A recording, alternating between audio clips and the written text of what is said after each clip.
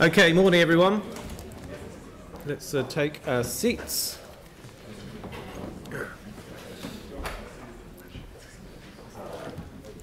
Check anything good on the front page at the start. Anyway, I'll declare the meeting open. Welcome everyone. I have an apology for lateness from the Mayor. Otherwise everyone else is here. I'm happy to move that. Seconded Andrew. I'll put that motion. All in favour say aye. Aye. Against, that's carried. Thank you. Declarations of interest. Nothing other than the usual. Confirmation of previous minutes.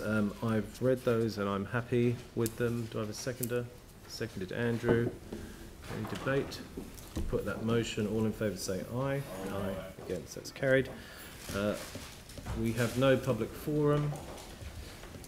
We were having a deputation, but that's not coming. Okay, no deputations and no petitions. Just as a quick intro again, just a reminder, these meetings are live streamed. The long-term plan, annual plan, so the consultation on the annual plan is out at the moment, and we are open for feedback until the 1st of April. So for any citizens out there who'd like to give us some feedback on the plan, please do so. Annual plan hearings are estimated to commence in May. That calendar is yet to be finalised. We have no finance reports this meeting or project approvals. Crown matters are progressing as planned. No insurance matters. And in terms of data, just to note that the agendas for these meetings are on the council website now, so all the reports are there. Go onto the council website, click on council and how it works, and you will come to the finance committee. So each month those reports will be uploaded. Okay, we'll move on to item 7, where we're going to have a quick look at the capital programme monthly performance report. Jed, welcome. Would you like to give us a quick overview? Sure. Good morning, Chair. Good morning, Council. Take the report as read. I'll cover off some highlights and then be able to answer any questions. We've got some head ofs, the delivery managers here as well, if there's anything specific that you need to know. All data has been captured as of the 22nd of February, so it's a live reporting system that's updated daily, but in order to get into Council reporting, the data you're looking at is from the 22nd of February. Budget remains at 571.8 million. The organisational forecast via the project managers is now 456 million. Look, that's a drop of 28.7 million since last reporting cycle. The biggest part of that drop was the Central City Transport Interchange, moving as a carry forward, being declared as a carry forward. So the payment for that is now the primary driver of that $23 million drop because of that. The following year payments will be amended in budgets for that. Current financial year spend is roughly 240 million at the time the data was extracted, and the net carry forward position has increased quite a lot to 115 million. Again, significant chunk of that is down to that single payment for the transport interchange moving into future years. Project manager is now forecasting to deliver roughly 80% of the original budget, and that's decreased from 85% in last reporting cycle. The spend over the first 7 months was $222 million. That's against the forecast for that period of 249 million, which is about an 89% success rate in terms of the spend forecast. Average monthly spend has dropped down to 31.7. It's just down a little from last month. Look, the key driver in that's probably the 2 festive months, or the accounting periods of January, February, when Christmas break starts to come through the finance system, and obviously summer as well in terms of some contractors. Forecasted spend for the remaining period of the year, remaining months, is 240 million. That requires a roughly $48 million month spend to meet that forecast. Okay, thanks very much. So in terms of the overall budget, the 570, 70 million of that is for third-party payments or for stuff that's actually already been built, but we haven't paid for it. Typically, right? yes. Yes, okay. In terms of the carry forwards and bringbacks on page 26, it'd be quite useful just to explain that process. So are these really projects that kind of miss the cut-off date, or are there projects that have drastically changed? Look, there's various reasons, and this month we've given you the top 10. So as you can see from the previous page, there are significant numbers of carry forwards bring backs. It's a fluid programme. The challenge that council and the organisation faces is when you take a snapshot of a yearly delivery cycle, often projects might overlap the end of the financial year. Typically, carry forwards are where work is still required to be delivered on a project, but the timing has changed. So it's not necessarily a financial situation. It just means that they won't achieve all the work that was budgeted for in this financial year. And a bring back can be for many reasons. It can be new projects that have been accelerated and brought forward because it makes sense to do so. It can be because a project itself that's in delivery has progressed faster than it was originally planned to, and it's a good news story to get it built and up and running. And it can also be where if one project is placed on hold for a variety of reasons, could be consulting issues, could be issues with our community, etc., then they may well bring another project into the mix to make sure that we're continuing to deliver in terms of capital. Yeah. So the net position, as it stands, is the difference between all of the carry forwards that are going forward versus the monies on different projects that are being brought back. Okay, so we don't run a system where we think you have to spend this budget by June the 30th, so you go around digging up holes and filling them in. So it's really a project approach. And it's a project approach, and the planning should take care of it. Even with the best planning, I've always said project delivery is an art form as much as a science. Yeah. So you can't foresee stuff that you don't know when you dig the soil up and find issues, etc., or pipes that you didn't believe were there, or services that suddenly pop up 12 inches below the surface instead of 2 metres below the surface. So there's hundreds of reasons why. Typically they're well managed, but it's a timing issue, it's not a budgetary issue. Okay. Dion? Yeah, I've just got a couple of questions around some of the specific projects in there. The Performing Arts Precinct, the $12 million carry forward there, is that including the car park building or the car park money that was available? I can't tell you that, Council, but I can certainly find out. Is that... Yeah, I'm here. The answer to that question is there's so you have to come to the table. So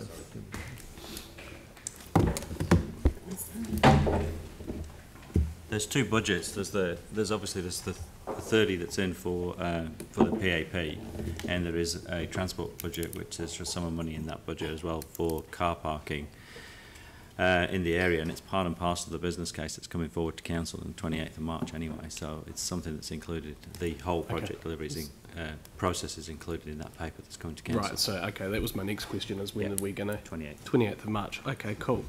I'll write that down. The next one is around Victoria Street. Have we got any update around when? Obviously, there's a carry forward here. When are we going to see some action on this?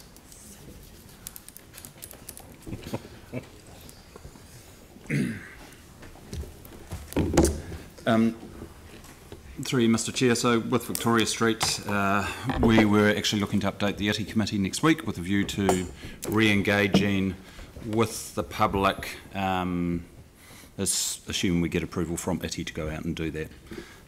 We've certainly been in touch with all the major stakeholders down there, and as we've indicated previously, those in the southern portion are very positive about the proposed upgrade of Victoria Street.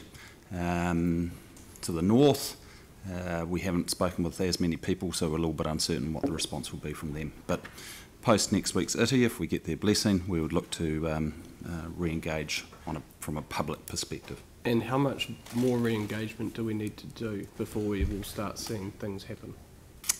Well, there's a resolution of council which requires us to re-engage, so obviously we're going to meet that resolution. We think we're envisaging a couple of public drop-in sessions, so people can come along. It won't be consultation, so it'll be something less than that, but there'll be an opportunity for us to hear the views and preferences of the community, and then we'll come back to council with a recommendation in relation to the project. And the slippage of time and all this extra work is not going to affect the end budget that you know of, or is there some budget problem constraints? Oh, look, sorry, I'm not aware of any budgetary constraints, but that's something I can potentially come back to you on, or we'd address as part of the report back to council. Right. But just on that, am I right that we're no longer doing some planned work on Beeley Victoria intersection? So yes, so savings. so the original project that was approved by council a couple of years ago, and then it was put on hold. That involved a reasonably significant upgrade to the Beeley-Papanui intersection. We've done some further work on that and updated the model. Travel patterns have changed since that time. We think it's best to leave that intersection pretty much as is, make some changes to the left turn into Papanui Road, but not the full upgrade that was envisaged back a couple of years ago. So it's really what you're looking at as a streetscape project as much as a transport project. So you're really focusing on the mid-blocks as opposed to the intersections. I just not like to see all of the budget be spent on the consultation side of it, and then actually that creeps into the spend of the actual project. I suppose that's all I'm saying. That will leave it at that. Well, all the extra engagement and stuff like that, because I know that there's people down south are very keen to get it started. And the other one was the Linwood Pool, obviously the carry forward there for this financial year, and that's related to around the concept design approval. I just wanted to make sure that there wasn't project creep to the end date of that project, and so that, you know, we're still going to be seeing the end date the same as what was agreed at the community board, I suppose. Yeah, so there was a community board update on the 4th of February, which talked about some constraints around design at the moment, because we've obviously we've done a little bit more work in the in-ground work, so there is some remediation that needs to be done to the ground. That was all explained at the community board meeting, and we did talk about moving from the Q3 September and possibly put an indicative date in Q4 because of those constraints that we've currently got. But it was agreed that the time now is best spent looking at the community outcomes and achieving those community outcomes through the design being accurate. So it was agreed at that time that we would leave that at that date would be now changed to Q4 for 2021. And so that's not going to affect the end date of completion? So that's at this stage? So that's Q4 2021. It was initially Q3 2021. Okay, so we're still not creeping into 2022? No, not at the moment. And we're not going to. The team are working extremely hard at the moment to ensure that we pull back all the time we can. Okay. So, yeah. That's all. Thank you. Finished? I've got Yanni, then Phil, then Glenn. Thank you. It's just on Victoria Street. It's going to Eddy Committee. Is it going to the community board?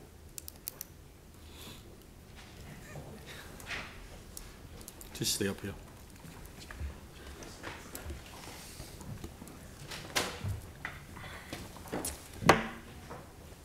The briefing to the Eddy Committee is to seek their blessing for re-engagement. So the council's already asked us to re-engage previously. We can bring it back to the community board if required before we do that. Part of the project sits within the community board delegations. So it's, I mean, I'm just concerned that there's no visibility at the community board over it. Well, for decision making, it will come back through the community board. So that's when we'd normally bring it back to the community board before it goes through ITI to council.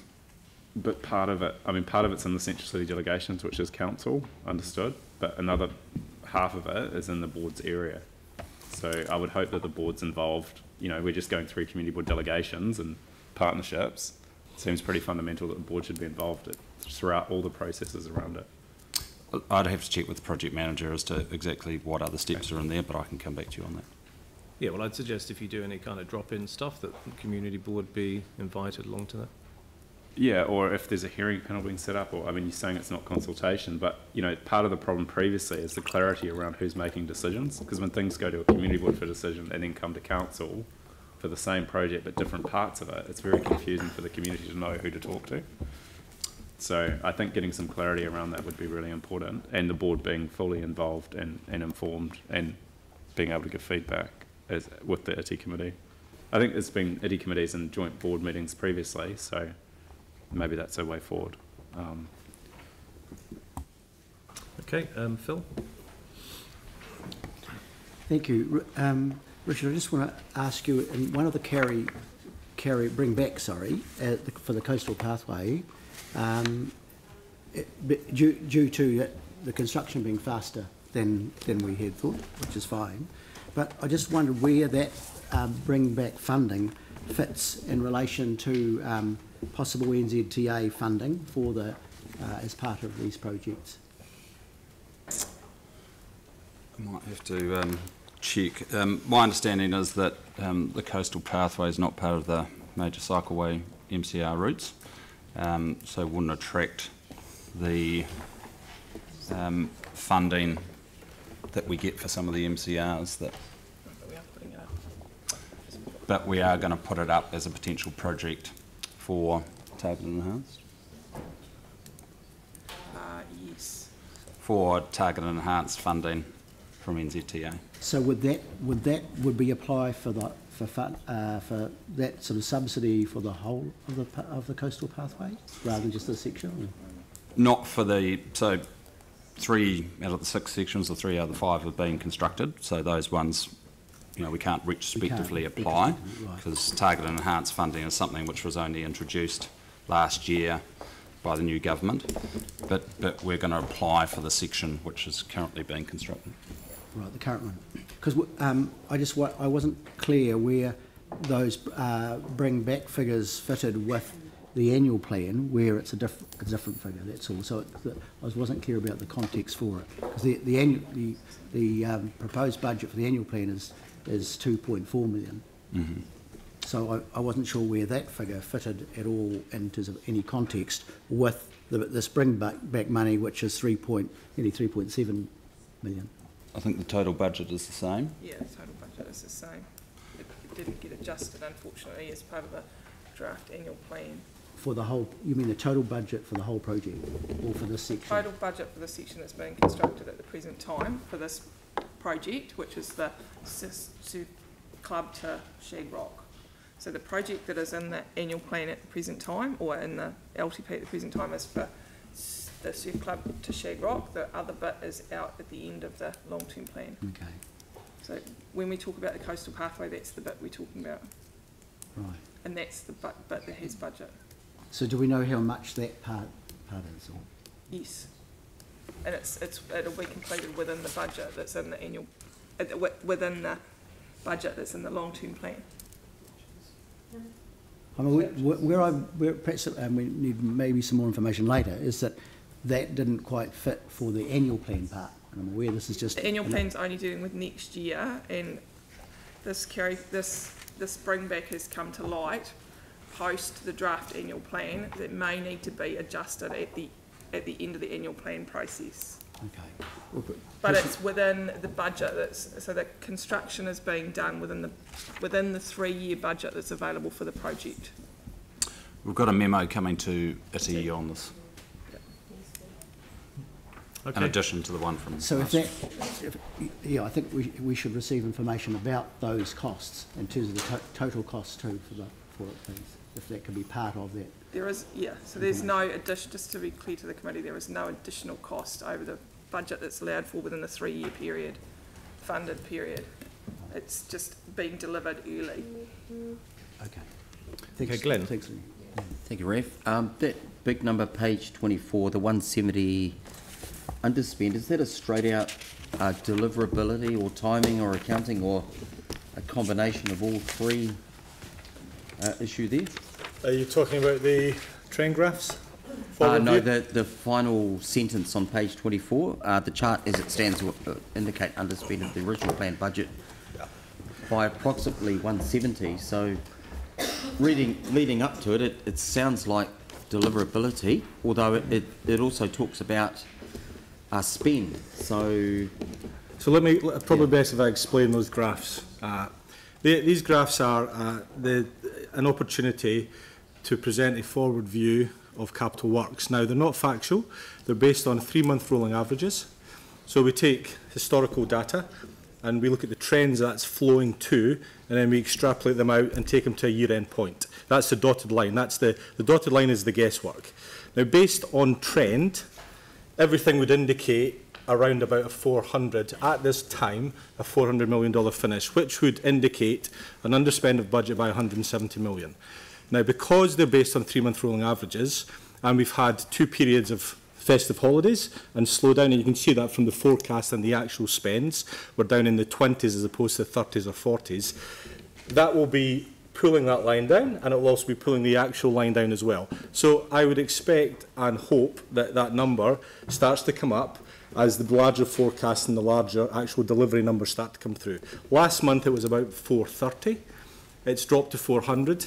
I suspect and guess it will start to come back up above that line again as the numbers start to come through for the bigger months. And I guess my question's around the cause of that. So is it delivery or?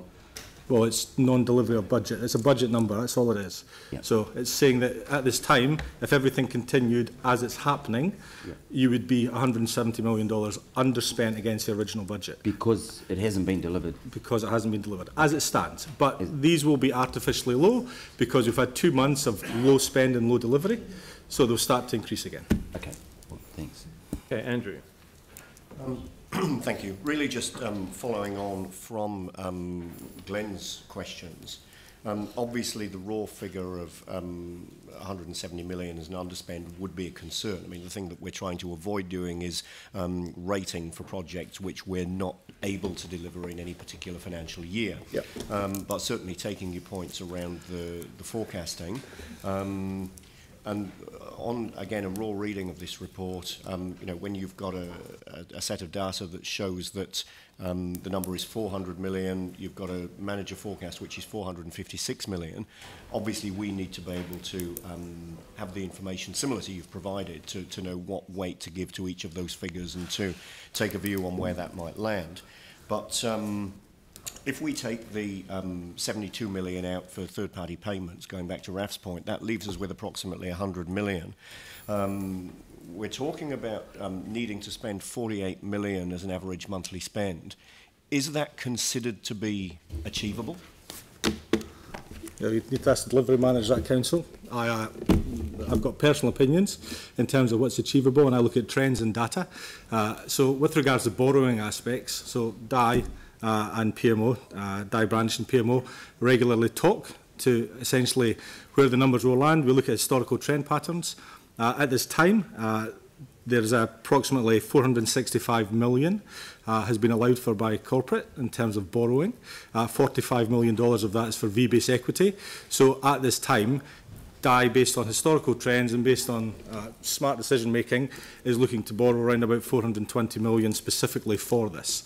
And they are generally within a pinch every year of being above or below that number. So that's really good prudence. Is it deliverable? I can only go by what the project managers are telling us they're going to spend, and they may well spend $45 or $456 million.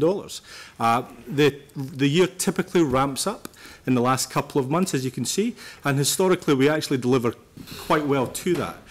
In terms of the last 2 months, in terms of getting projects and invoicing and payments through the door.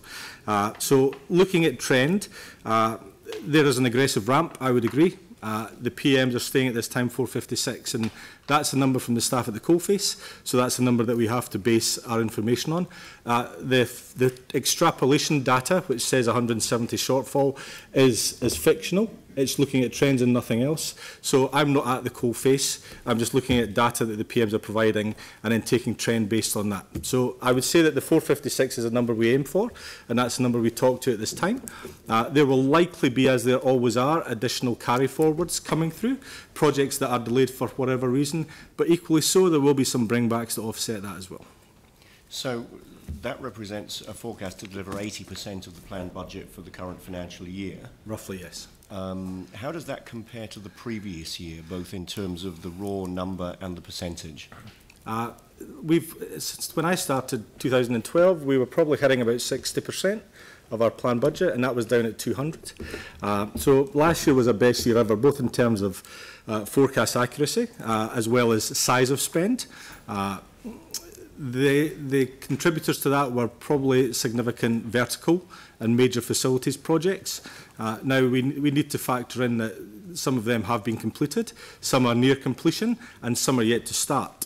But typically, if you take a small number of those projects, they would contribute to a significant part of that spend. So as they start to drop off, the business has to obviously recover and find other projects, which it does through its annual planning and LTP process, to backfill them. The challenge as always is recovering a monthly spend on the town hall of perhaps $5 or $6 million with a number of smaller projects that require similar amounts of time, similar amounts of staff time, similar efforts, similar community board involvement. So look at 456, it's still a challenge, absolutely, based on what I'm looking at. I think 400 is too low, and I think the number will be the sort of 420, 435 in terms of that range is what I can see just now.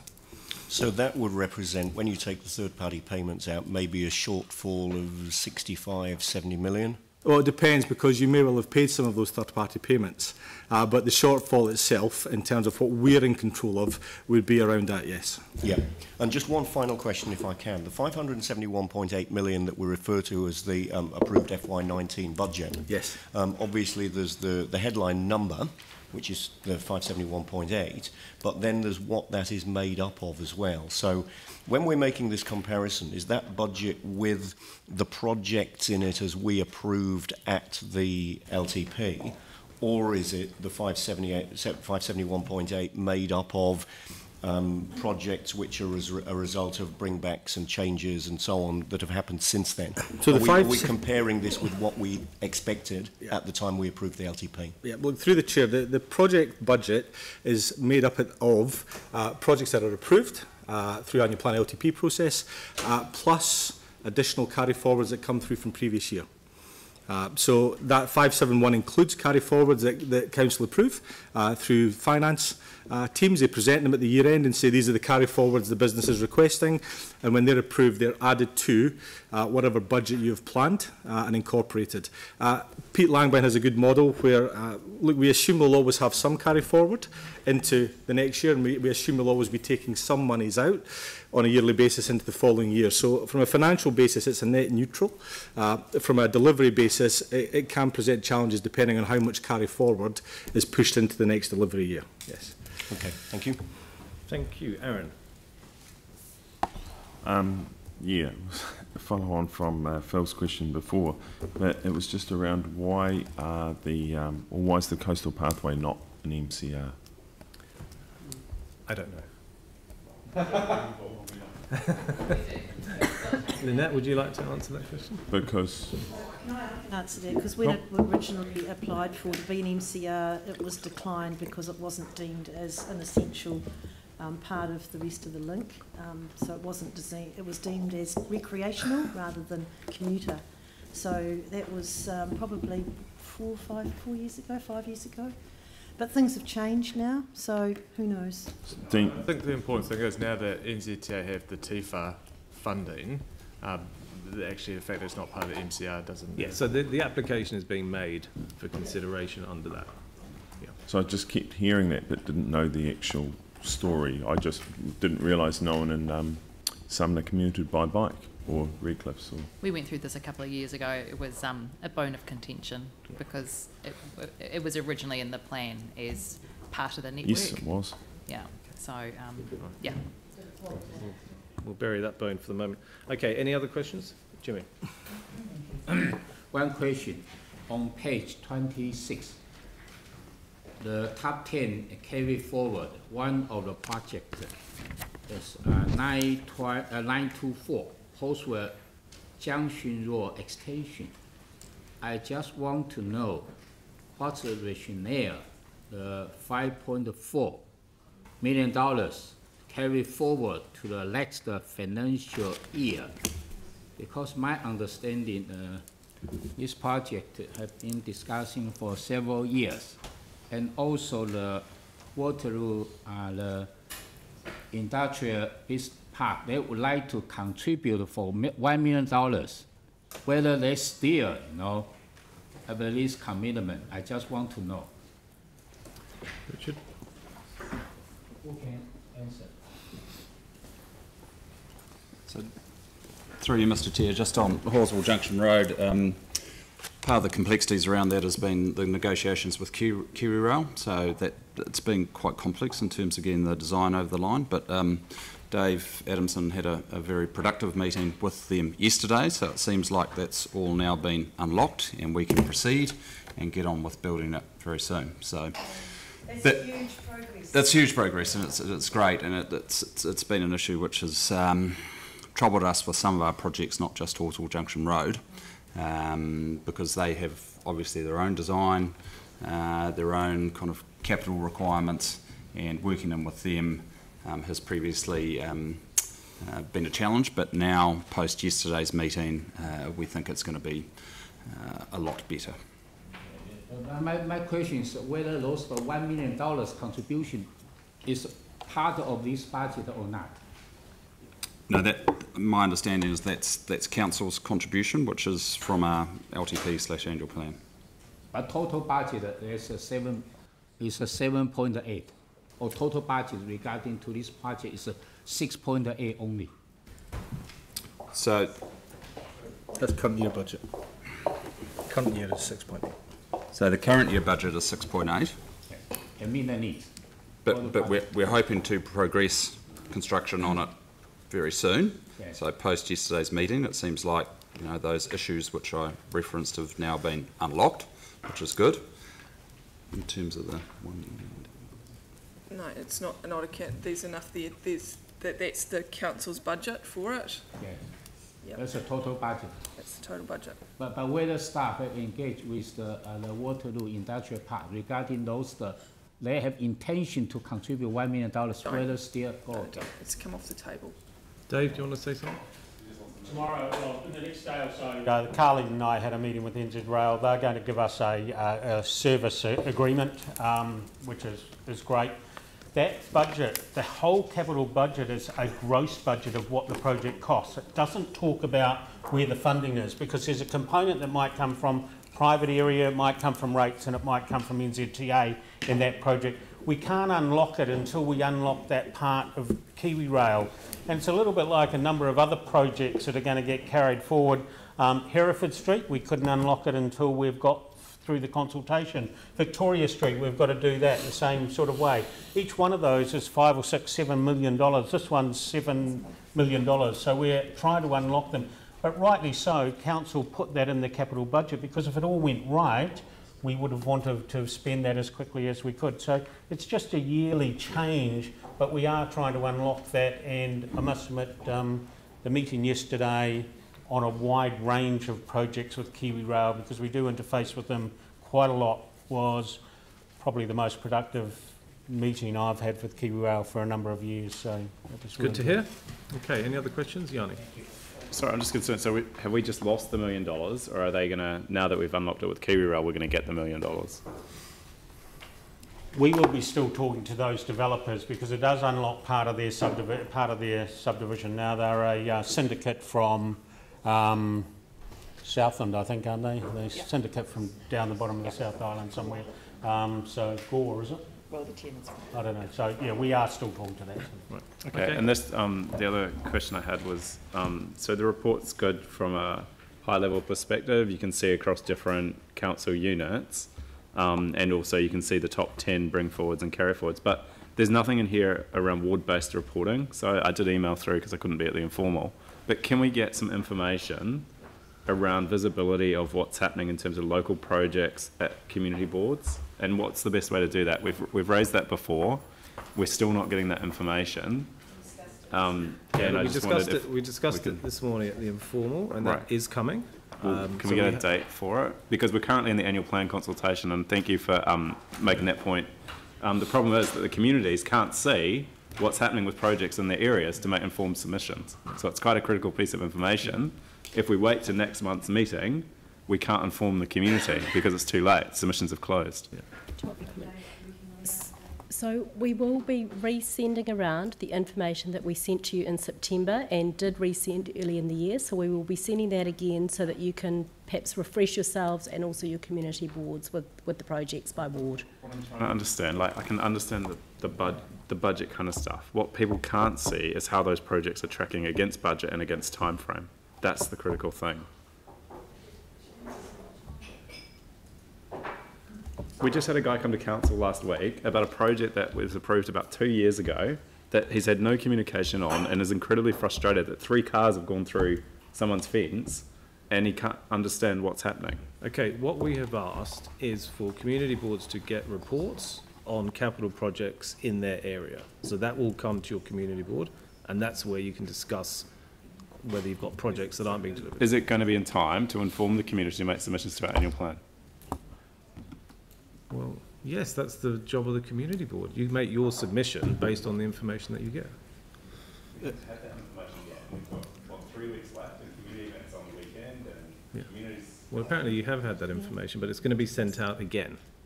And if it's not the information, then come back to us. Okay, any other questions? Right, thank you, Jed.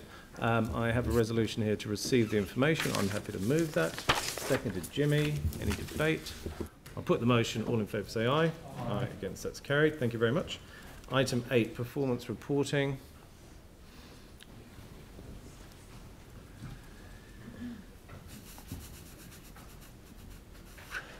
Peter, good morning. Good morning.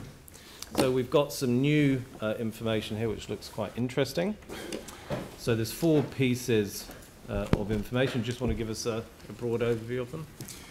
There's some changes arising from the new structure to the agenda. The early documents are focused on exceptions around capital and levels of service.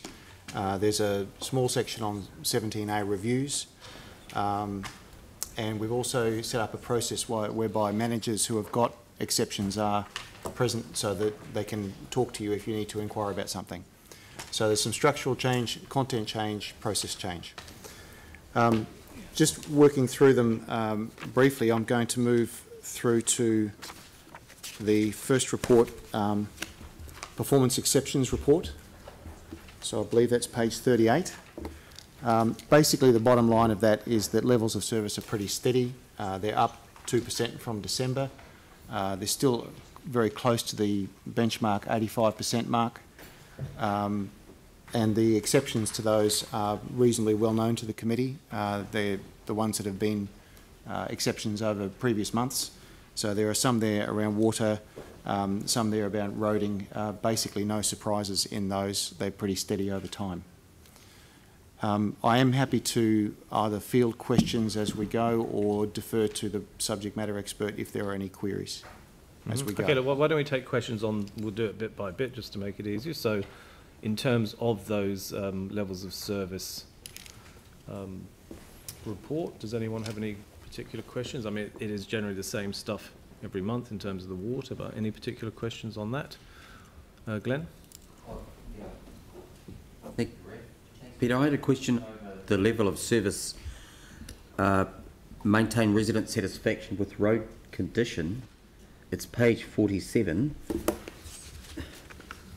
I guess I'm struggling with the fact we have one LOS to cover all the roads in Christchurch when all the roads are clearly, given the earthquakes, not in the same condition. And I'm wondering, is that the right approach to take? Do we need different levels of service, or so we know from the road maps, I think there are 2 measures, the smoothness or the roughness and condition or something about the roads. A good chunk of the city is quite different to the rest, so, and it's not confined to one ward area either, but we're using kind of one measure for the whole lot.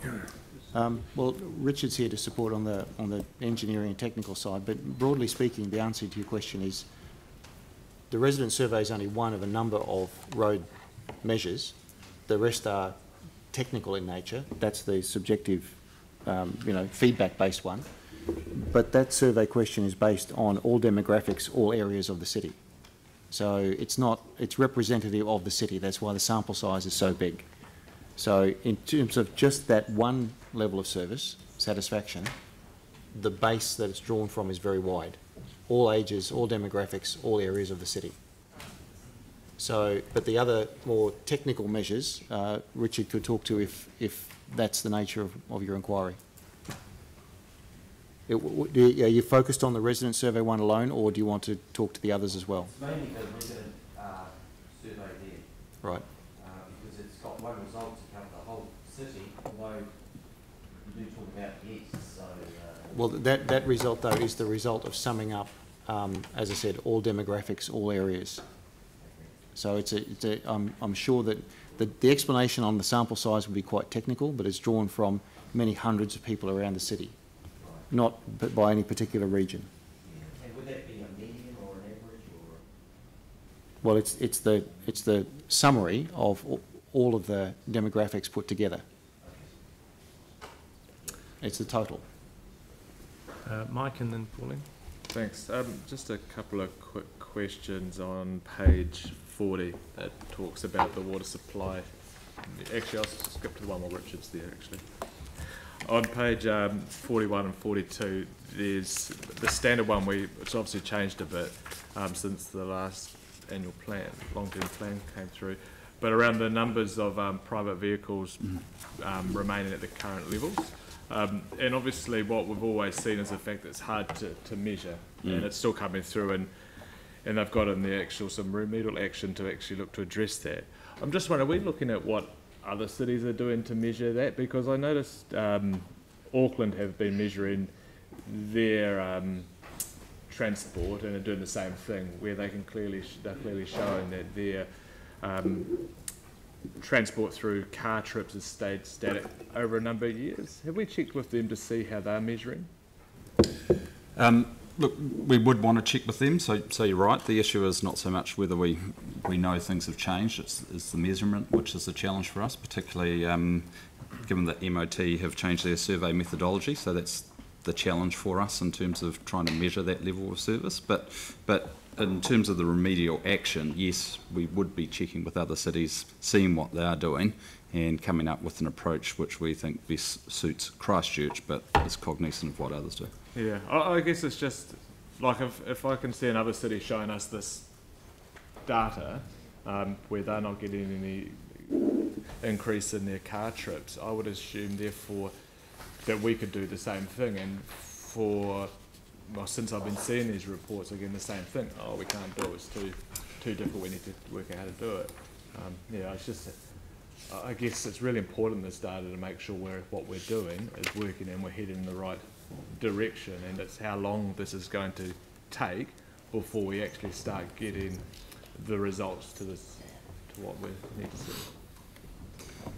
Point taken. So I can't speak to the Auckland Council or the Auckland Transport data, but certainly in terms of developing an appropriate level of service for Christchurch, we'd look into what others are doing and come up with something which we know is measurable and perhaps is not reliant on an external body like MOT providing us with advice, and when they change their methodology it makes it very difficult for us to measure that, which is what's happened here. And so I guess my last question around that, would there be a time frame that we think would be in a position to start measuring?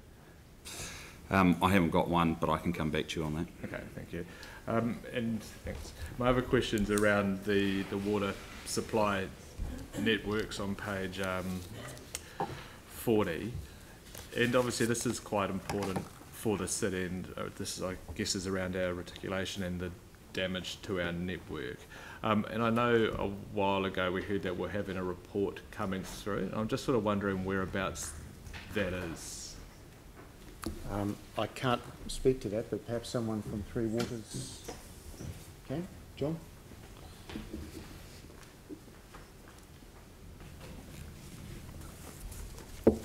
Through the Chair, I'm not sure which report you're referring to. I'm sorry. Talk about leakage. Yes. Leakage level of service, where we've got a 15%, and I think we're recording at the moment 18.4%. Right. That report is presently being prepared, and will come to the next city meeting. Next city meeting, David, or the following one? Not sure. April, I thought, but I'm not sure. I'd have to check that out, because that's beyond Wellhead's report. I think it was scheduled for April. Okay. So April we'll get a lot more detail on actually the reticulation around the city and the leakages that we're seeing. Okay, I've got Pauline and then Sarah. Mine was actually on that one as well, on page 40. So it's interesting that we're combining the Banks Peninsula leakage and the Christchurch City leakage and coming up with an average. And I think because Banks Peninsula is so different, it would be quite nice to have those two figures reported separately. And I'm just wondering that, please note that using a percentage leakage as a performance indicator is not recommended in the Water New Zealand loss guidelines. Can you explain what that means? So say that again. Well, using the leakage as a performance indicator is not recommended in the Water New Zealand loss guidelines. What does that mean? I'm sorry, I can't. I think it would be if I think it means what it says. The question is it relevant to us? Yeah. So the DIA ask us to provide that indicator, so that's a mandatory indicator, so that's kind of the end of the story, isn't it? But it's not recognised as an indicator of performance. Water New Zealand's put out a manual about how to control your water loss, and basically it talks about, and we'll bring this back in the April report, about breaking the areas into various zones so that we can actually concentrate on the areas. They're saying an overall average is not much use to a certain degree, but that's an opinion of Water New Zealand as part of the, and admittedly it's a very good manual, don't get me wrong, but basically they're saying that's not a good indicator. However, DIA have said it is an indicator that we need to do, and so we've got it there. But I do think it gives you a global picture of where we are, but you can see just the two figures there. You can see we've got a bit of a problem in Banks Peninsula maybe compared to here. But, I know, that's why I want to see those always recorded separately, not joined together and averaged. I think it would be helpful to us. And so what you're saying is that they're referring to the average. More useful for you also will be the zones of the various parts of the city, but I don't have that. I don't think I've got that information at the moment, but that will be one of the recommendations that will come forward well, that's right, because future. I know that we're looking at being able to separate out the zones, but also can we, in the report that comes, can we see some evidence of trending as well? So whether that's trending up or down or staying the same? Or is one of the real problems, we can show you some global trending probably. The problem is that the information's not that accurate, and we can't show you trends at a global level because we don't have the number of metres and the breaking down of that. And that's part of the discussion we'll bring, because that's what we'd like to do, is actually break the city network into parts so we can, it's a bit, how do you eat an elephant? It's a bite by a bite. At the moment we just don't, you know, we've only got one big bite. Oh, we don't want to eat elephants? Okay. No, sorry. So right, well, let's wait till we get that report and then discuss that. So we could possibly be looking at investment in upgrading meters as well if we want Certainly to get the data. It would enable you to manage it and concentrate on the bigger areas, but there's a lot of new technology coming out there. We talked to council just recently around the temperature indicators that we've been running through and experimenting with. We've also got John's team's been doing some help me here, John, ultrasounds or whatever that have been looking at pressure spikes, and it can identify exactly where leaks are and things. So there's a lot of new technology coming onto the market that we have been trialling, and some of that we may be recommending to expand out further, but obviously there's a cost to that. So will that all be in the correct? Thank you. Okay, Sarah. Thank you. Back to sorry for Richard. Back to the private vehicle trips, levels of service, as well as the measurement issue that needs to be dealt with. Even once we have started measuring at this, 10 representative intersections, the new proposal is still that we target for growth in commuter car trips. So a more appropriate outcome for this level of service is that there is similar or slower growth in the average number compared to population growth. So we're looking at changing that level of service to target growth in the total number of car trips into town by commuters. Now, if we did that, there's actually a clear implication for costs when it comes to provision of space for those cars to go. So congestion, car parking issues, those kind of things. So I'd have a real concern if we were looking at targeting a growth in the number of cars coming into town, especially ahead of the major cycle network being complete and ahead of the new public transport system rejig. Is this CBD or No, this is a commuter trips. in the CBD or whole CBD? It's across the city, but where the PT network does the key activity centres and stuff as well. And the major cycle network does too. Yes, so how would that, when would that change formally come to us, the proposal? So I think the assumption in the preamble or comments is around, well, we assume through population growth, and the reason why it's red at the moment is because we can't measure it, but the assumption is that through population growth you're going to actually increase the number of commuter trips. But But the goal is to not do those through But the goal cars. is not to do that. So, Yeah. so you know, there needs to be some rewording of the level of service and the measurement. So if the goal is to reduce or keep at a current level, The car trips. Yep. then commuter trips, then that can be borne out in the new level of service. But it's how we measure that as well. So we need to get accurate about it. So I don't think we're trying to suggest that we should predict for an increase simply because there is an increase in commuter trips. That's just the assumption based on our inability to measure that accurately at this point in time. But if the level of service is of the council is that you want that reduced or held at the same level, then it's a matter of how we go about measuring it. Yeah. But whichever, you would need to measure whichever way. Yes. Right? So we needed an accurate measurement whichever way. Yes. But what's proposed in that last sentence of the first paragraph is that we have a level of service targeting growth in the car trips as long as it's under the growth of the population. And that still means more cars into town and congestion and those kind of things. Because the current one means that the car trips stay the same, but we get people to carpool and bike and bus, which has been the goal for a really long time. Yes. And it would seem silly to change that goal ahead of all our networks being complete. Yeah. It just means that we, except for a while, we're not going to meet it yet. Yes. I understand what you're saying, and what Yeah. I'm saying is that we need to do more work on that. Yeah. One, we need to come back to you with an appropriate level of service, but two, we need to be able to accurately measure that, and we can't do that at the moment.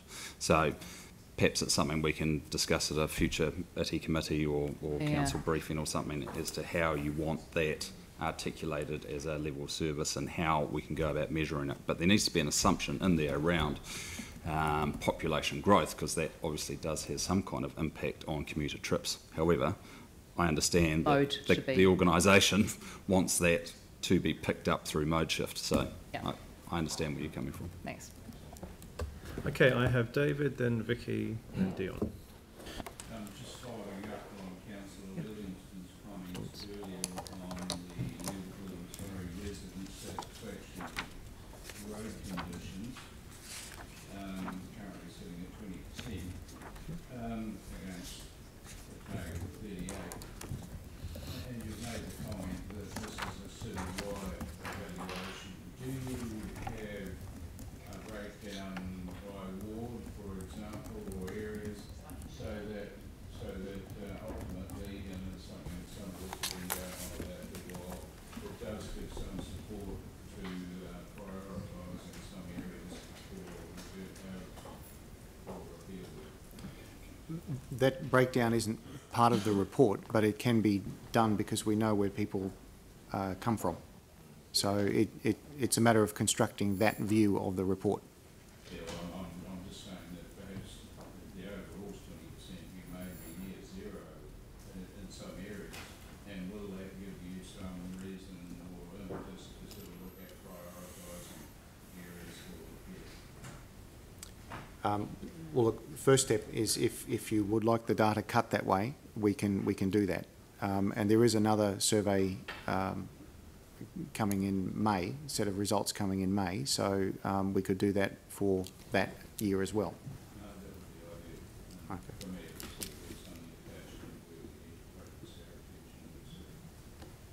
Okay, no problem.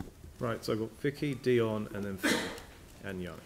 Thank you. Mine also relates to the commuter travel on page 42. Given the council's goal of making the city council carbon neutral by 2030 and the city as a whole by 2050, are we measuring the right thing? So what would be the benefit in terms of our carbon neutrality goal of us getting out of an electric vehicle and onto a diesel bus? But it would meet these goals, but I'm not sure that they're the right goals. And given how high in our priorities climate change is, I would have thought one of our goals was measuring the number of non-emitting vehicles on the road, which we can get from the data from sales and electric buses and those sorts of things. So EV sales in Christchurch are quite high, but we don't know how they track compared to others. should we be providing any incentives? I don't know, but we're not even measuring it in terms of we're treating all cars the same. And yet our goal is to reduce the emissions, and we know from the city's profile that transport emissions are a really serious big chunk of it. So I'm wondering if we've got the right goal here. So the question is really, should we review that level of service or add a level of service? Yeah. Yeah. I mean, that's really a question for us in terms of annual plan, long-term plan processes. I think if we're going to put climate change as very high on our priorities, we need to reflect it in the levels of service goals that we set as well. Okay. All right, Dion?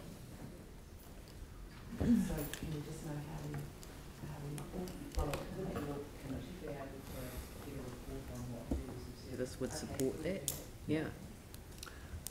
Or Dion and then Phil. Okay, the first, I've got two questions. One is related to the item on page 47, the maintain resident satisfaction with road condition. The remedial action that you have there is if Capital Regeneration Acceleration Fund is approved by the Crown. Is it likely to be approved by the Crown? Because it's been some time. I just want to get some more reassurance than if, I suppose. We had a workshop on Friday, which Councillor Cotter and Davidson attended, with representatives from Treasury, New Zealand Transport Agency and DPMC. I think it was largely positive. Their main concern of the Crown is the precedent effect, that the Crown is spending money on what is core local government responsibility, and they don't want to be inundated with a flood of similar requests from other territorial authorities throughout the country. The second issue is around the skirt work, and the fact that Skirt did a lot of work on both Three Waters and the transport network, and concerns around having the Crown potentially funding more work on the transport network in addition to the work that was done by Skirt. So they seem very comfortable with the two of the proposals for the $40 million are around safety and public transport. They seem very comfortable with those. The main concerns are around the 5 geographical locations. If you cast your mind back to the report, what we've said we'd be looking to do is go in and undertake renewals, resurfacing, resealing in 5 areas across the city where the quality of the transport asset is particularly poor. That seems to be what their main concern is about. We do have a possible way forward where we try and repackage that work so that it is more about improvements and ticks some of the boxes around safety and modal shift, and that would hopefully elicit a more positive response from the Crown and from the New Zealand Transport Agency around funding. So I can't give you a guarantee at this point in time that it's going to be approved, but we've certainly got some further work to do. So we've got a meeting set up for next week with the relevant people. We'll look to rewrite the draft investment proposal, which has been to, this will be version 3 of that, been up to Treasury a couple of times. And we'll also, once we get that back to them, I think we'll want to be in a better place to answer your question about whether they are going to support that funding or not. So the are Treasury aware? You were in the meeting, I suppose. I was in the meeting. Yeah. So are Treasury aware that the grant was a grant to the city for the city to Dion, spend? sorry, that's not a question for Richard or, quite frankly, this paper. Well, it's not. I think it's relevant well, because it's in the paper. It's not. Can I add to ref that? Because it was a workshop really, about 3 hours, but I took out of it a lot of positivity, and the main feeling was, yes, we want to fund this, we're going to find a way to be able to fund it. And that's what the staff are working on now. So I felt positive about it. And Mike was there too. Right. Phil? No, I've still got another question. Okay. I mean, I think it was relevant, but that's right. The other one I have is around, again, the water leakage issue. If we can just ask the question around, so we're leaking 17.9% in the city at the moment. When we considered the paper on last Thursday around making the water restrictions, was this information in that paper? On water restrictions, no, I don't believe it was.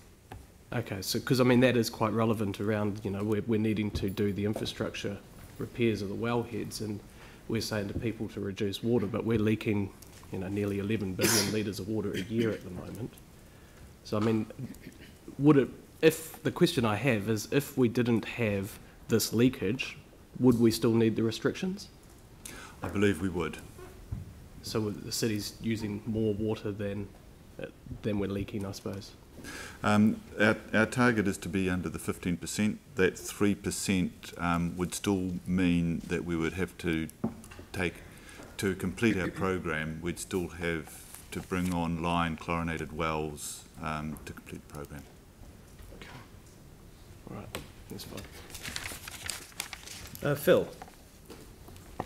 Thanks, Rev. My questions are related to page 49, which is about community support and governance and the partnerships, but the measure being participation and contribution to our decision making.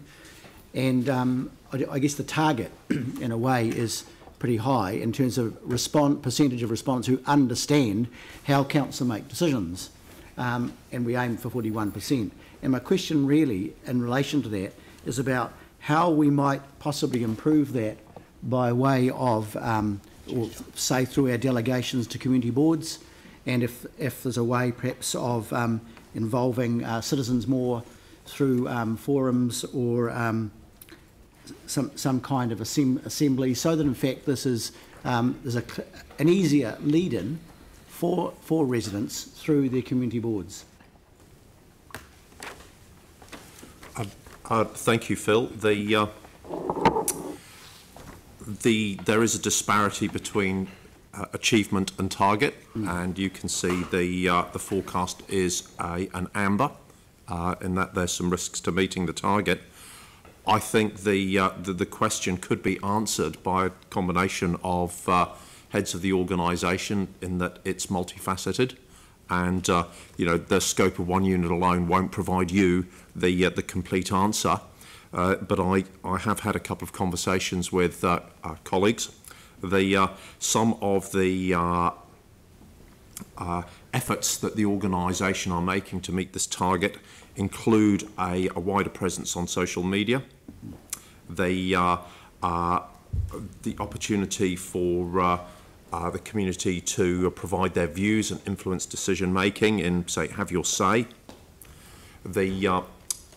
There is I think, a very productive move from the consultation and engagement team to take consultations to locations rather than invite people to a hall. A really good example of this was the recent consultation on the QE2 management plan. It was done on QE2 with a range of stakeholders. Probably more to what you're getting at, Phil, this year community boards were engaged in the annual plan process early. They were engaged before council considered a draft. The consultation team engaged with boards and asked boards' opinion on the plans for the consultation. Before those plans were locked down, board feedback strongly supported a number of local initiatives supported by the boards, bespoke, where boards or locals could meet locals. So I think that points to where you're going. Certainly there is a role in the council's governance partnership, the delegations and the partnerships with community boards. That's scheduled for a council briefing on the 12th of March, I understand, so we can probably discuss more of that there. So the long answer to your very concise question is yes. I think there is scope there, and we can certainly raise that at the council briefing on the 12th of March. Look, thanks, John, because clearly the efforts we make in terms of the number of submissions last year, over 10,000 submissions on our consultations, and No, it's 2017, and this last year, more. Yes. Over 12,000. So Yep. there's a huge sort of engagement in some respect, Yep. but in fact, but the ending result, Yep. we need to improve. And thanks for your comments. Phil, I John. think I could probably also add that the use of the hearings panel is increasing. We're seeing more hearings panels, which seem to encourage a wider cross-section of the community and more views expressed than maybe just coming along to a board or a council and providing your view. So I probably should have mentioned that as well. Thanks, John. Yes, Yanni. So I just wanted to check on a few things. We still got a number of CSRs that we're being told aren't being measured and new categories added to the hybris system. I don't know if you can just clarify that, but things like litter bin clearing, for example, and road condition are two that come to mind. What is this a particular page, Yanni?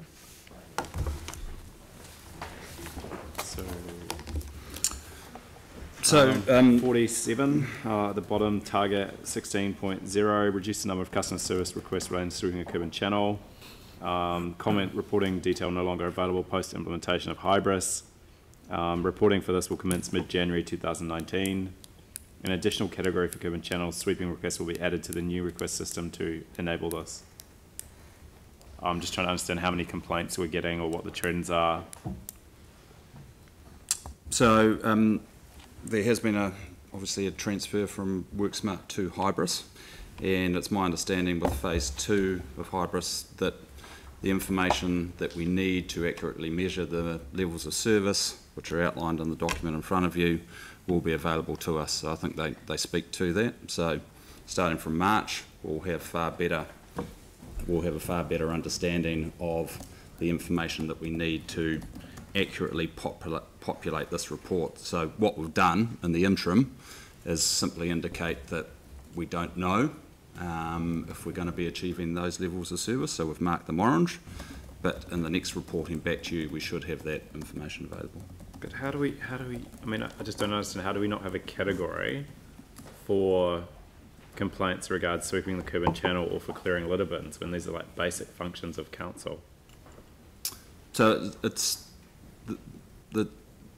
I mean, maybe we need a workshop on this or something. I'm just really concerned that we, you know, like we've got a new system, the whole send, snap, solve thing. I mean, maybe a workshop would be a better way of just getting some understanding of what's happening with our technology, my council, etc. But it seems like there's some breakdowns in the system that we do actually have a category, it's just waiting to be transferred into the live system. So it's simply a matter of when you transfer from one major system to the next, there's sometimes lag time between the information being carried over. So just so I'm clear then, the complaints, we will still know the number of complaints that we've had. It's simply a case of taking it from the old system and putting it into the new system. So we'll then be able to go back to whenever this reporting was and say, yep, this is our target. For December, January, February, we've had, for litter bins, you know, X amount of complaints recorded. So look, I'd have to get more details on exactly what's going to be in there, but it's my understanding from pretty much now, which, you know, the information wasn't available to populate this report for, that we'll have what we need to accurately measure on those or report on those levels of service. Right, but if we've got a gap of like 3 or 4 months without that information, that's going to be quite, you know, skewing the results. So like litter bins, for example, I've had a lot of complaints about litter bins, but I mean, I don't know. Yeah, I mean, I would agree with Yanni here. I suggest a workshop, 15 to 30-minute workshop on CSR requests, my council, and how this new system is working, and whether we've actually got a lag in the data, which is now going to be a gap, or whether that data is still being measured. So and also how we can, like, I think the other really important thing is how we can make that data live on a dashboard so the community can actually see we've had 1,000 water leak requests and this is our progress towards fixing it. Why don't we have that conversation when we have the workshop? Because it's a good one to have. Yep. Cool. Okay. There are a few other things, but I mean, it's mainly that reporting, but okay, the CSR, we've had a lot of time on this. I'd like to move on. The CSR thing on page 42, the customer expectations for service response. So we're missing our target in terms of how long we take to answer the phone.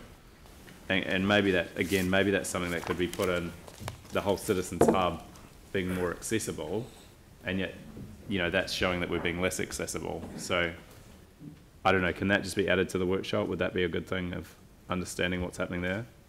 Yeah. Yeah. I'm certainly happy. I was here to talk about that. Okay, well, why don't you come up front and talk about it?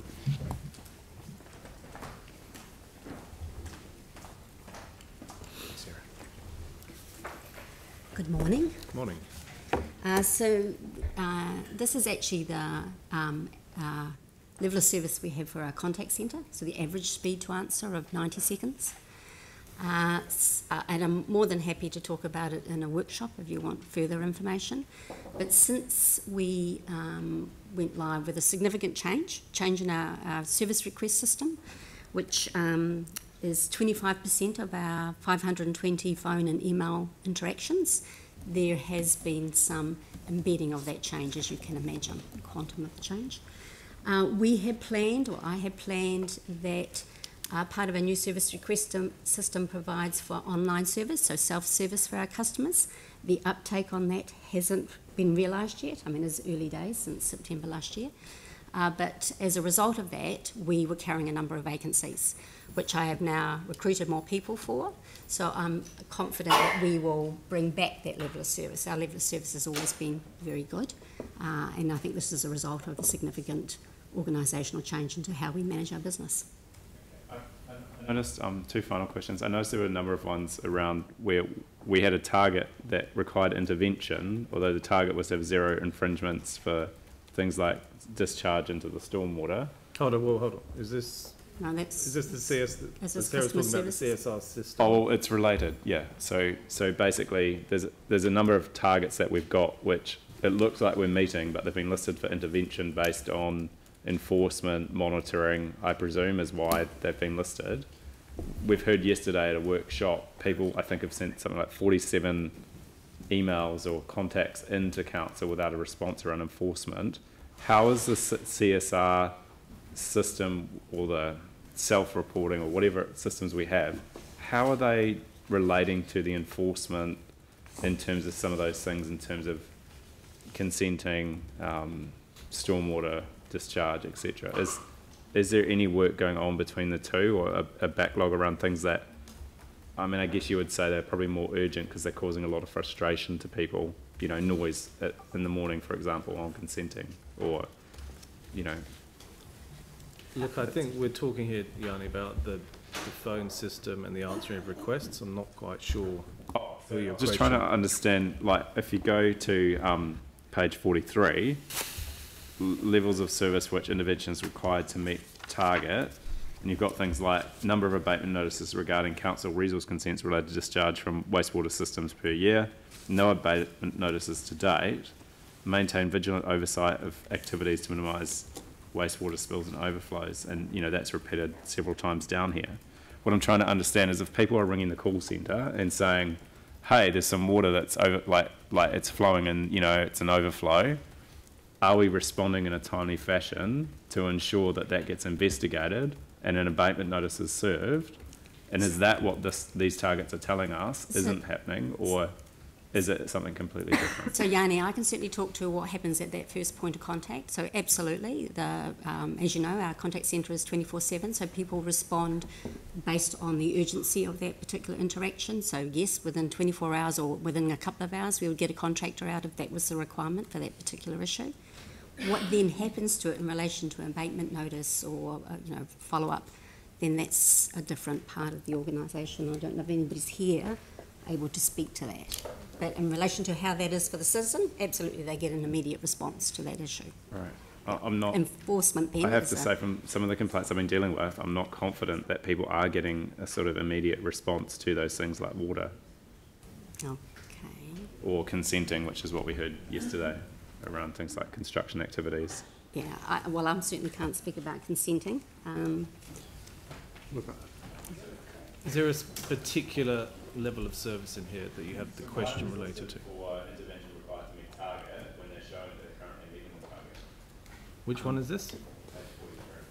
Look, it's probably worth noting that they're all in relation to our waters, water and wastewater, not the public or the community. As to why they're marked amber, I'm assuming that it's a precautionary measure from the accountable manager, but maybe someone from Three Waters can explain the rationale a bit better. They may be simply taking the view that we're not finished the year and we can't say it's going to be zero. But that's a very conservative view if that's the case. Yeah, it just says the remedial action is to maintain vigilant oversight of maintenance activities. So, okay. And the final question was on the vacuum one, on the top of that page. Can we get a heat map, please, of where the complaints are coming from? So the area and the number related to vacuum systems. I've had feedback that there's some areas where there's been multiple complaints, multiple failures. I don't know what we're doing about it as an organisation, but if maybe it's part of the Skirt Legacy closeout report, maybe it's part of an ITI thing, but it's a new system that we've put in post-earthquake, and I really want to have confidence in it, or at least understand if there's a liability that we can claim damages from if it's not working. There is a project underway where we have getting better information back from the vacuum systems and the management of the vacuum legs. The complaints are going to be mostly during wet weather events because we have quite a significant issue with inflow and infiltration from private laterals, and from some of the installations that were done by Skirt, they haven't been what we would have hoped for, but we're working to try and minimise that and remediate that as we can with the budgets that we have. So what's the cost, and is this something we should be meeting with central government about for the acceleration fund or whatever negotiations we're having around if we've inherited a liability from decisions that HIG made that government were in control of, then surely we shouldn't have to pay for that. Or we should at least get some funding assistance towards fixing it. I don't think that's a question for these guys. Okay, any other questions on this? Just a comment. I've sent you through an amendment. Yeah, but hold on, I just want to finish the levels of service stuff, and then we're going to discuss the other stuff. Yeah? Okay, so we've done the levels of service, but we've got some other information on here. If we go to pages, so we've got page 51, 52, 53, and 54. So 54 will get to the contract renewals and the 17A stuff. Peter, the diagram on page 51, so that lays out the levels of service by groups of activities. And then we've got a heat map on the spend. And then we have a list of those various levels of service. Do you just want to take us through those quickly, please? Sure. Look, this was in response to discussions around the new agenda for this committee, that line by line of level of service exceptions is laudable in terms of detail, but there is a need to see both, or the request was, for both service delivery and spend on one page.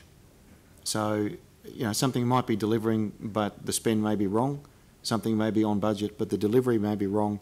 How would you see both? And the answer is, from our old reporting, you wouldn't. You would need to connect a lot of dots on a lot of different pages.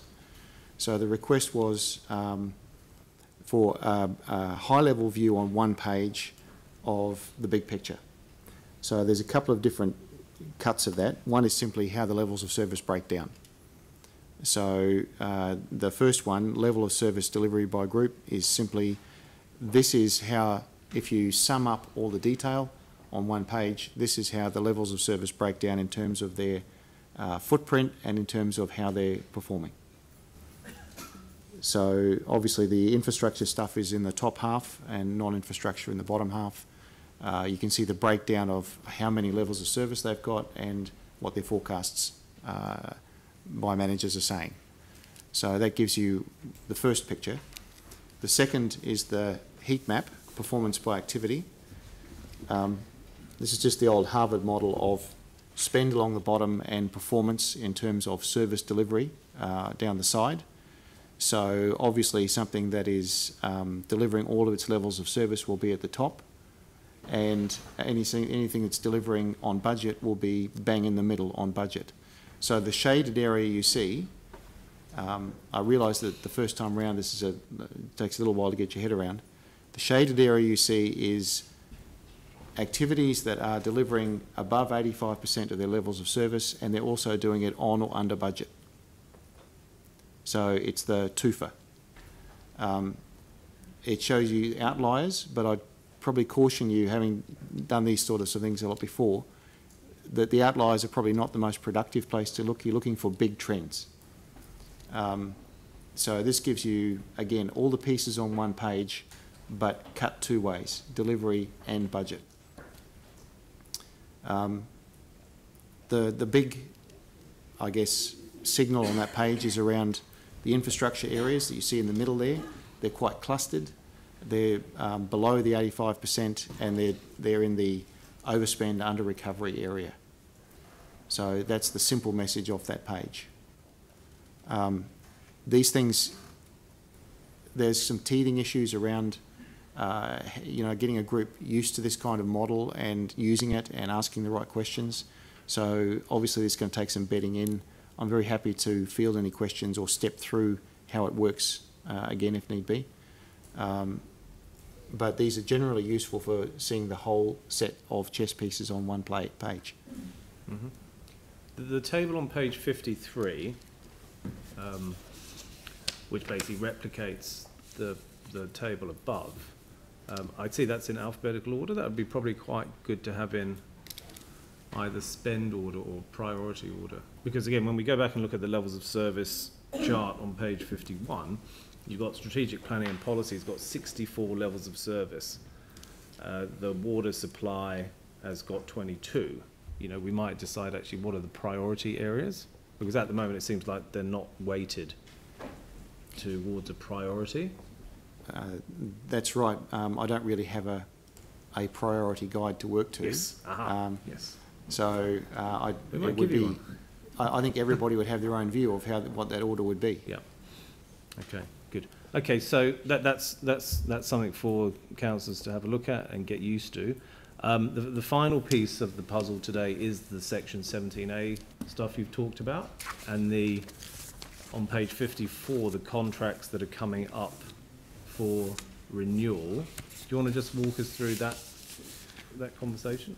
Well, at the time this was attached, these might have been more relevant to the discussion then than perhaps they are now. I understand there have been discussions since this report was put together, perhaps up to this morning. Now, the purpose of this was to say, at the time the belief was that these contracts might trigger Section 17A service delivery reviews. There's been a great deal of legal opinion since, and I believe there's still one in flight at the moment. So it may be that rather than taking the simple view that these trigger a review, the advice since then is that perhaps they don't. And I actually could benefit from understanding where the discussions have got to since this was built. Yeah, well, I think that brings me nicely to a point in terms of what we would like reviewed, and the Mayor has an additional resolution that you want to discuss. Yeah. Have you got that up on the board? So, yes. Yeah. Yeah. So especially around the three waters, which obviously is the priority area for us. So, and the reason is, because the further conversations that you were talking about relate to whether various contracts are going to be just extended for 1 year, or whether they're, so there's a lot of work going on in the background that we've only just really touched on. But and I was less interested in the legal obligation to hold a review than the fact that we actually need one. And I've put as per a Section 17A review just to give the context for the sort of review that we need to have. But that it needs to be independent And the reason is that the government's going through this Three Waters review. I remain increasingly concerned about the level of influence that we're going to ultimately have over what is decided. And it is, you know, government is talking about, well, obviously they're talking about agglomeration of services, and they're talking about a more regional focus to delivery. So I want us to be ahead of the game in terms of looking at what all the options are, what we do, and what we could do by way of essentially defending ourselves or putting ourselves in a position where we can offer to support other communities. Rather than have a you know, central government tell us that we're going to. So it really quite an in-depth review as per Section 17A on Three Waters. Okay, so we'll ask staff to report back next month on that. So you're happy to move that? Yeah. Happy to second, Andrew? Okay. Phil? Question on that. Yes. I would assume that, especially because we recall a lot of work being done on that and being involved in workshops. In fact, a lot of this is going to be like an independent review.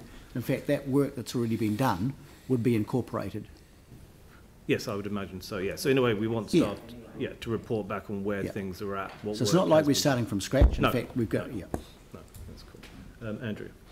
Thank you. I've got some questions on these Section 17A reviews, and then I've got some other questions, but we'll maybe just deal with Section 17A first, and then if I can come back to the other ones at the right time. Yep, great. So really referring to paragraphs 2.6 to 2.10 of the report, and obviously, Peter, hearing what you've just said, realising that this is a reasonably dynamic situation as regards advice on timing of contract renewals and legal advice as to what might be required. One of the things that's been requested is a schedule of all of these Section 17A reviews with their status. So when they were last done, what the requirement is to do them, and what a priority might look like, or what compliance matters might look like around the need to do further Section 17A reviews, particularly thinking of all of this landing in time for the 2021 LTP. My understanding, I just want to check that I've got this right, is that list of Section 17A reviews with status and considerations would be available for the April committee meeting. Am I right in thinking that? Well, that was certainly the intention at the time of writing, but at the time of writing, the view was very much around complying with legal requirements. And while I wasn't privy to these discussions, it does sound as though maybe that's one goal, but there sounds like there are other goals as well about being ready for what central government may do. So I'm less certain about what the situation is with the schedule now because the criteria seem to have changed. Maybe that leads to another question. I mean, and it comes to the point that Leanne alluded to. There are Section 17A reviews that may be required for a number of reasons, but there are other Section 17A or similar reviews that may be desired by governors, even though they're not necessarily requirements. And clearly this legal advice will tell us what's required and what's not, but there may be things that we'll choose to do other than that. So presumably, governors can choose to do reviews of Section 17A or whatever type, regardless of a requirement to do that. If there's something that we choose to look at in that way, we can ask for that to be done. That's my understanding, and I got that from Judith, who I'm going to put on the spot and ask if she could speak to that now. Because I think it's relevant to the first question, because before we can determine what our own priorities are, we need to see that list of potential reviews and their current status. Well, I think that advice will clarify how that might go. Okay. Good. Choose to do a review. You obviously need to consider a number of factors and make that choice. So that comes back to my first question. Will that list of the Section 17A reviews and their current status, so that we've got the information in front of us we need to work in the way that's just been suggested that we can, will that be available to the next meeting? Well, the list of reviews that have been conducted and their status is easily done. That's a matter of historical record from the council meeting in 2017. Yep. As to which ones you might like to do, I don't have any steer on that beyond the Three Waters one on the screen. So, So what we need is a list of what's been done, what's required to be done when, and anything else that we might consider in that regard, like a list of reviews that we may choose to do, and some advice alongside as to which we need to do, should do, so that we can then determine what our priorities are as a governance group around where we want to put the time and energy that we have. And clearly the resolution we've got in front of us on the screen relates to one area, but there may well be others. Okay, so clearly what's been done, what's required to be done, and what you may choose to do, of which we have one example. I'm not sure how to obtain the others from may choose to do. Well, they'll be related to contract renewals coming up. Right. Yeah, and actually you do have the table previously. So yeah, if we can have that information provided to the next meeting. Okay. That would be great. Yeah, now that's everything on section 17A's, but I do have some other questions that will, because you're just doing section 17A at the moment. Well, yeah, did you have a question on this, Vicky? Yeah, just in relation to the amendment that Leanne's moved, I'm just cautious of the concept of an independent review usually is done by people who always recommend that council never does anything. So I'm cautious of where this is going. I'm assuming that's not the intention, and I'm assuming the intention is that we make sure that that function is clearly kept within council. Within council. Preparation for such a So there will be very debate. clear scrutiny about who's doing the independent review, given the history of a lot of people who do local government independent reviews who forever recommend that it does not remain a function of local government. Yeah, well, I mean, the resolution here is to ask staff to report back on a review. on a process for an independent review. And then we will make the decision about whether it is an independent review. Right, okay. Yeah. Okay. Jan. Thank you. So on the page, the contract page, it's quite good to get that's really good information, but I'm really concerned that some of the review dates are quite close to when the contracts are finishing and others are quite far away. So I don't know if you can just talk that through.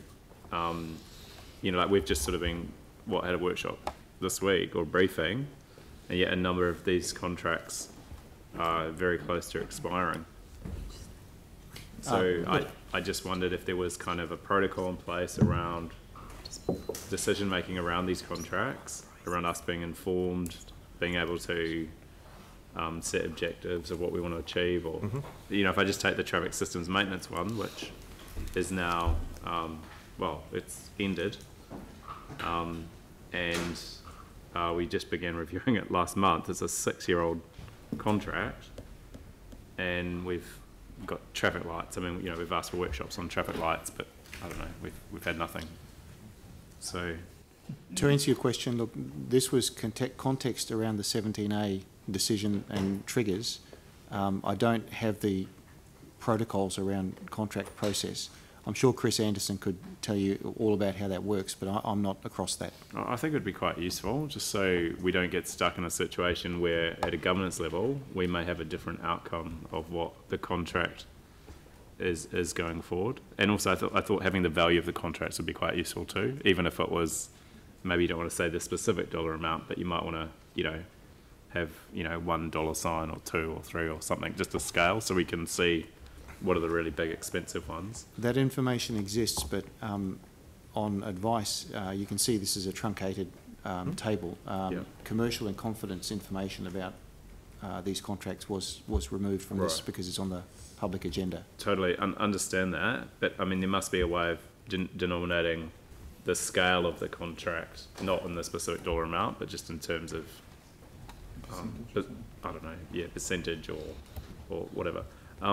The other thing was the right at the start of this report, on page 39, I thought we were going to come back to it, but we haven't, but that's okay. But it's a really good snapshot. And again, that's the thing I think would be really useful to get to community boards on the local projects within their ward. You can see really clearly where projects are at with some baseline forecast. Maybe there's some financial information that could be added, but actually that's that's a really good, just simple one-pager around where things have got to. You do make reference in there to more detailed reports by the PMO. So, I mean, I just want to get this information to the boards. We've been told that it's coming, but is that what it's going to look like, or is it got a different format? No, the request on this section of the new agenda was to focus on exceptions. Right. So this is just exceptions to the watch list. It doesn't have the context that the rest of the watch list does, which is why it refers the reader to the whole thing if they want the big picture.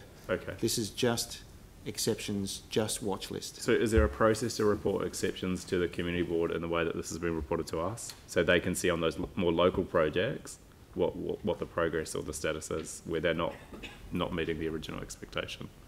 No, there isn't. Well, can we get one, please? You will get a report to the community boards. It is coming. Can we get a date on that? You'll get it within the next 3 months, okay? 3 months? Yes. All right. Any other questions on this, Andrew? Yeah, thank you. So I've got a couple of questions, and they relate mainly to page 38 and 39. So figure 2 on page 38, the blue line suggests, so just looking at the blue line, not looking at the cycleways, suggests that 50% of watch list projects are forecast to be delivered as planned. I'm reading that correctly, aren't I? Yes, if you separate major cycleways from the other projects. Yes, so 50% are forecast to be delivered as planned. That concerns me. Do we have the opportunity to drill down into how we can lift that number? Is the answer more money or better project management, or are we not being realistic in the planning, or is it the planning that we need to do better? I can't answer that. That's a complex question that's above the level of any individual project. It's actually about the capital program per se, so I think that Dave might be the man to speak to that. Yeah, I mean, I guess I'm approaching this from a point of view of, there's a concern around the fact that we've got a table in front of us that shows that we're planning to deliver 50% of watch list projects as planned. That's obviously taking that as a raw piece of information. You might want to comment even on that first question. Every 2 months we bring you the detailed watch list, and it gives you those exceptions. The watch list is the hard and the at-risk projects. They are like the Performing Arts Precinct. You know about that. Once you get that list, we said it didn't change enough, and you agreed that we'd bring it back every 2 months rather than every month. This is a summary of it, so you did grill into it pretty deeply last time, and we will bring it back in a month's time. So if you look at the watch list, they're the ones that we know are going to be challenging. They are the Hereford streets, because basically, and you know why, they are the Victoria streets. They are the ones that we know are going to be challenging because of resource consents, because of that. Some of the cycle lanes, as we know, we've had to go away from the railway line, and we've gone right through the middle of Riccarton, which we're consulting on at the moment, and so those are those. So we can certainly bring them up every month, but we didn't. When we talked to you about it, we agreed that they weren't changing enough month by month, and so they were coming back in detail every second month, which we can talk to them about. I think there'll be no surprises when they come back up to you. You know why that they have been delayed, and there's good reason. Akaroa wastewater will be on there, and it's a big project, but it will be delayed. But you rightly so put it in the capital program, because we have to show it being a commitment to the community. So my concern around that 50%, is that something that we would expect to see because of the nature of the projects, and it's not as big a concern as it would appear just looking at the raw graph? You have picked those ones because they are the more difficult ones. They're the ones that have got resource consent, relationship issues with them and whatever. So I would say they are reasonable big projects, don't get me wrong, but they are also the ones that are the more tricky ones, and so that's why you're interested in having a better visibility over them. So is that 50% where you would expect and we should expect to see it sitting? I would like them to be higher, but then things like Akaroa, we're doing as much as we possibly can to unlock it. We're doing exactly the same with Hereford Street. We've done a very detailed consultation. The PAP sitting in there is another one, and I think you're pretty much aware of the work that we're doing to try and unlock all of the various things. So ideally we'd like it 100%, don't get me wrong, yeah. But the reality of is trying to slice them into 1 year slices just doesn't quite work for some of those more complex projects. All right, thank you.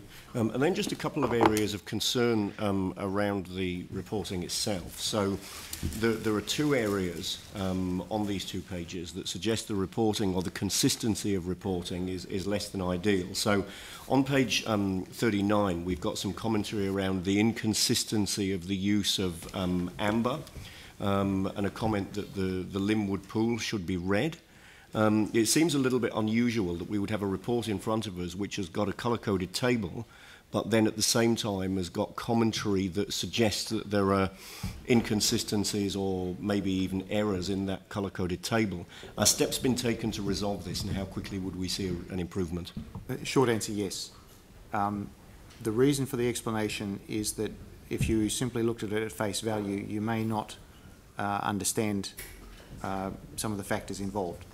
So it's got some context, and that context is to explain that some of the managers appear to be using yellow to mean different things, and that there's work being done to iron that out. And I would expect, and it's also not unusual that that happens. It happened with levels of service until there was a drive to communicate consistency. So short answer, yes, the PMO and the city services and project managers will be working on a consistent approach so that each yellow light means the same thing. So would we expect to have that resolved by the next time that we see this report? I would expect progress on that by the next report, perhaps not 100%, but usually it's a 2-step. You get nearly everything and then you get the last bit. All right, well, good that it's been identified and called out and there's work going on, so that's fine.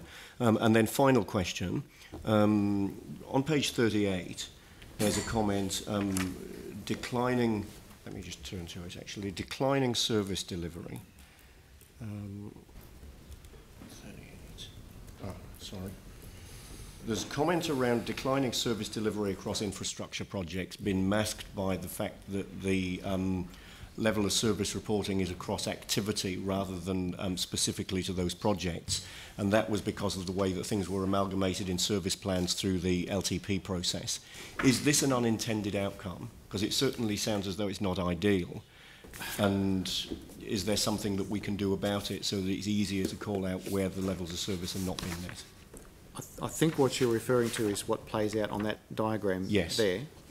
Well, look, I can't speak for everybody on what their intentions were, but what the situation basically is, and it's illustrated there, is that the infrastructure areas have a relatively small number of levels of service compared to the non-infrastructure areas. There are issues about yellows and reds in those infrastructure areas, but if you just look at a single high-level aggregate of the whole thing, you don't see that. You just see a single number that looks kind of okay. So it was just teasing out that below that one number of 82%, it's quite sort of uneven how things have been apportioned and how they're performing. So in terms of one of the functions of this committee being transparency and openness and ease of understanding, by apportioning levels of service across groups of activity, are we actually making this less transparent, and is there something we should be or could be changing to make it more transparent? Well, it's not a group of activity. The LTP is constructed of groups of activities. That's the building block that they're made from. So it's not the categories so much as what's been put in them. Yeah. I mean, just that paragraph suggests that this is less than, the result that we've got is less than ideal in terms of reporting in a way that makes it easy to see exactly what's going on. Well, it's the product of seeing it through this lens, which is different to the line-by-line, page-turn type approach. So I don't think anybody actually saw it this way until now. Yeah. Okay. It is something that might bear some offline discussion, I would say. That's fine. Thank you. Okay, any other questions on this report? Okay, so we have a resolution moved by the Mayor, seconded by the Deputy Mayor. Any debate? I'm happy to put that motion. All in favour say aye. Aye. Against, that's carried. Thank you very much, Peter. Cheers.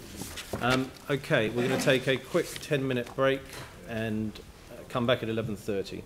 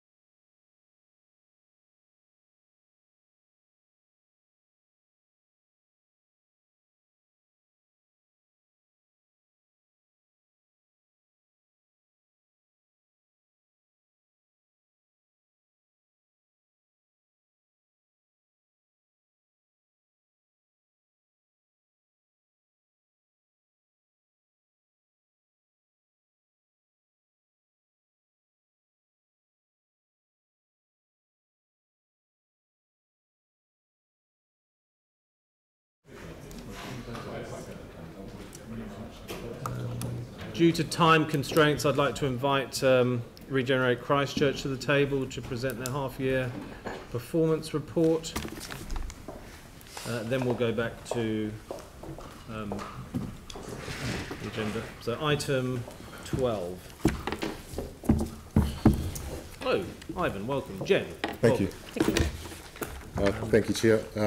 In the interests of time and noting the agenda that you have remaining to get through, I might take the report as read. Good idea. And happy to have a conversation and any questions that come up. Probably just three things that I would highlight briefly. The first is that in relation to the Otakaro Avon River Corridor Regeneration Plan, I'm very pleased to advise councillors that this week we have received consent from Otakaro Limited. So the next step is for Regenerate Christchurch to formally finalise the plan and provide that to the Minister. The outline provides 5 working days for us to do that, so by this time next week we will have provided the plan to the Minister. Cool. The next step then is for the Minister to make a decision. There's no legislative time frame for the Minister to make that decision. Obviously she'll be wanting to have a number of conversations and receive some advice in relation to that, but in terms of milestones, the culmination of all of that work will conclude from our perspective by providing the plan to the Minister within the next 5 days. Lovely. Thank you very much. And so once that plan is notified or approved by the Minister, that means people can start doing stuff? Correct, yes. So the moment that the Minister approves the plan, the changes are written into the district plan that enables those uses to be activated. Super. Yes. Okay, second item, just quickly, Mr. Chair, in relation to South Shore and South New Brighton, just to clarify a point, I note that in the Council and Department of Prime Minister and Cabinet's joint cover note, it says that the project is on hold. So I'd just like to be clear that at the end of last year, I self-initiated an internal review, and that was to ensure that the project was able to proceed as intended. We need to make sure that the project responds and adapts to national policy guidance that is being developed. We need to make sure that we're also providing the appropriate opportunities in relation to the process for decision makers such as councillors to make the right decisions at the right time, and also ensure that it aligns with the feedback we've had from the HOW team and the community as to how they would like the community to be engaged. So the result of all of that is that what we want to ensure is that the project proceeds and takes all of those factors into account. The project itself is not on hold. And the final matter is that we have been working on the forward work program to engage with councillors. That also ensures that we're cognisant of the current situation and focuses on what we think are the remaining key strategic issues for the city. Thanks, Ivan. And if I can just add briefly on the future work program at the governance level, the board has signed off on a draft which is with the Mayor and Minister in the first instance, and obviously engaged with full council as shareholder. There's a meeting planned for the 4th of April with the Mayor and the Minister, and I understand that this process has been agreed by the council. What I would say from a governance perspective is we note there has been some comment around future funding of Regenerate, and I'd like to provide that reassurance from the board and management of Regenerate that we're keenly focused on value for money. So we're intending to put forward a future work program that does deliver value for money for the city and enables a smooth transition and an opportunity for the city to demonstrate a base case to central government for a bespoke UDA. There's an opportunity there to also use the tools in the legislation in addition to the ability you now have to change your own district plan. So the order in council's been lifted, that's a good thing. It's not a panacea in itself, so we're looking forward to having that engagement with the shareholders on the next steps. Thank you very much, Jen. Thank you. I'll open it.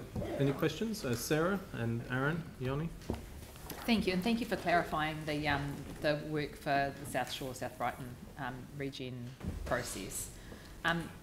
The council is obliged to do the coastal hazards chapter of its district plan, which covers exactly the same area, and we really are at the point now where we can't hold that off anymore. I mean, the Order in Council was pretty much a get on with it for us.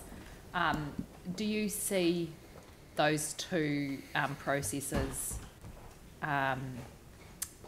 in conflict in any way? Is there any point in doing both at the same time, being that communities are over-consulted and all that kind of stuff? Or is it still worthwhile you doing that work, or should we just incorporate that now into the coastal hazards? And so those are the exact reasons why I initiated the review. Yeah. The original timeframe and approach for the project looked at how those overlapping issues might be considered together. Yeah. We've heard from members of the community board and from representatives of local community groups that they have a particular view about some of those more immediate issues, recognising the importance of also having the conversations about the long-term planning for the future of the area. We understand, and we've been discussing with council, that there's going to be a report that will come to council that sets out the way forward, and that'll be a report that will be supported by Regenerate Christchurch, which provides some advice around that exact issue. Thank you. Aaron?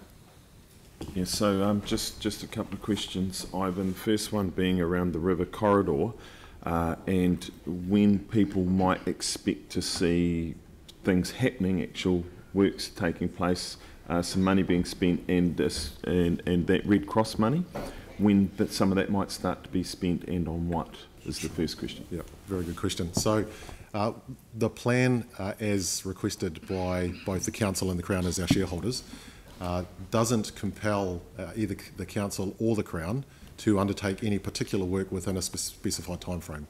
What the plan does, as was requested, is recognises that the council has set aside, I think, $137 million in its long-term plan, and another $230 million in your long-term infrastructure strategy.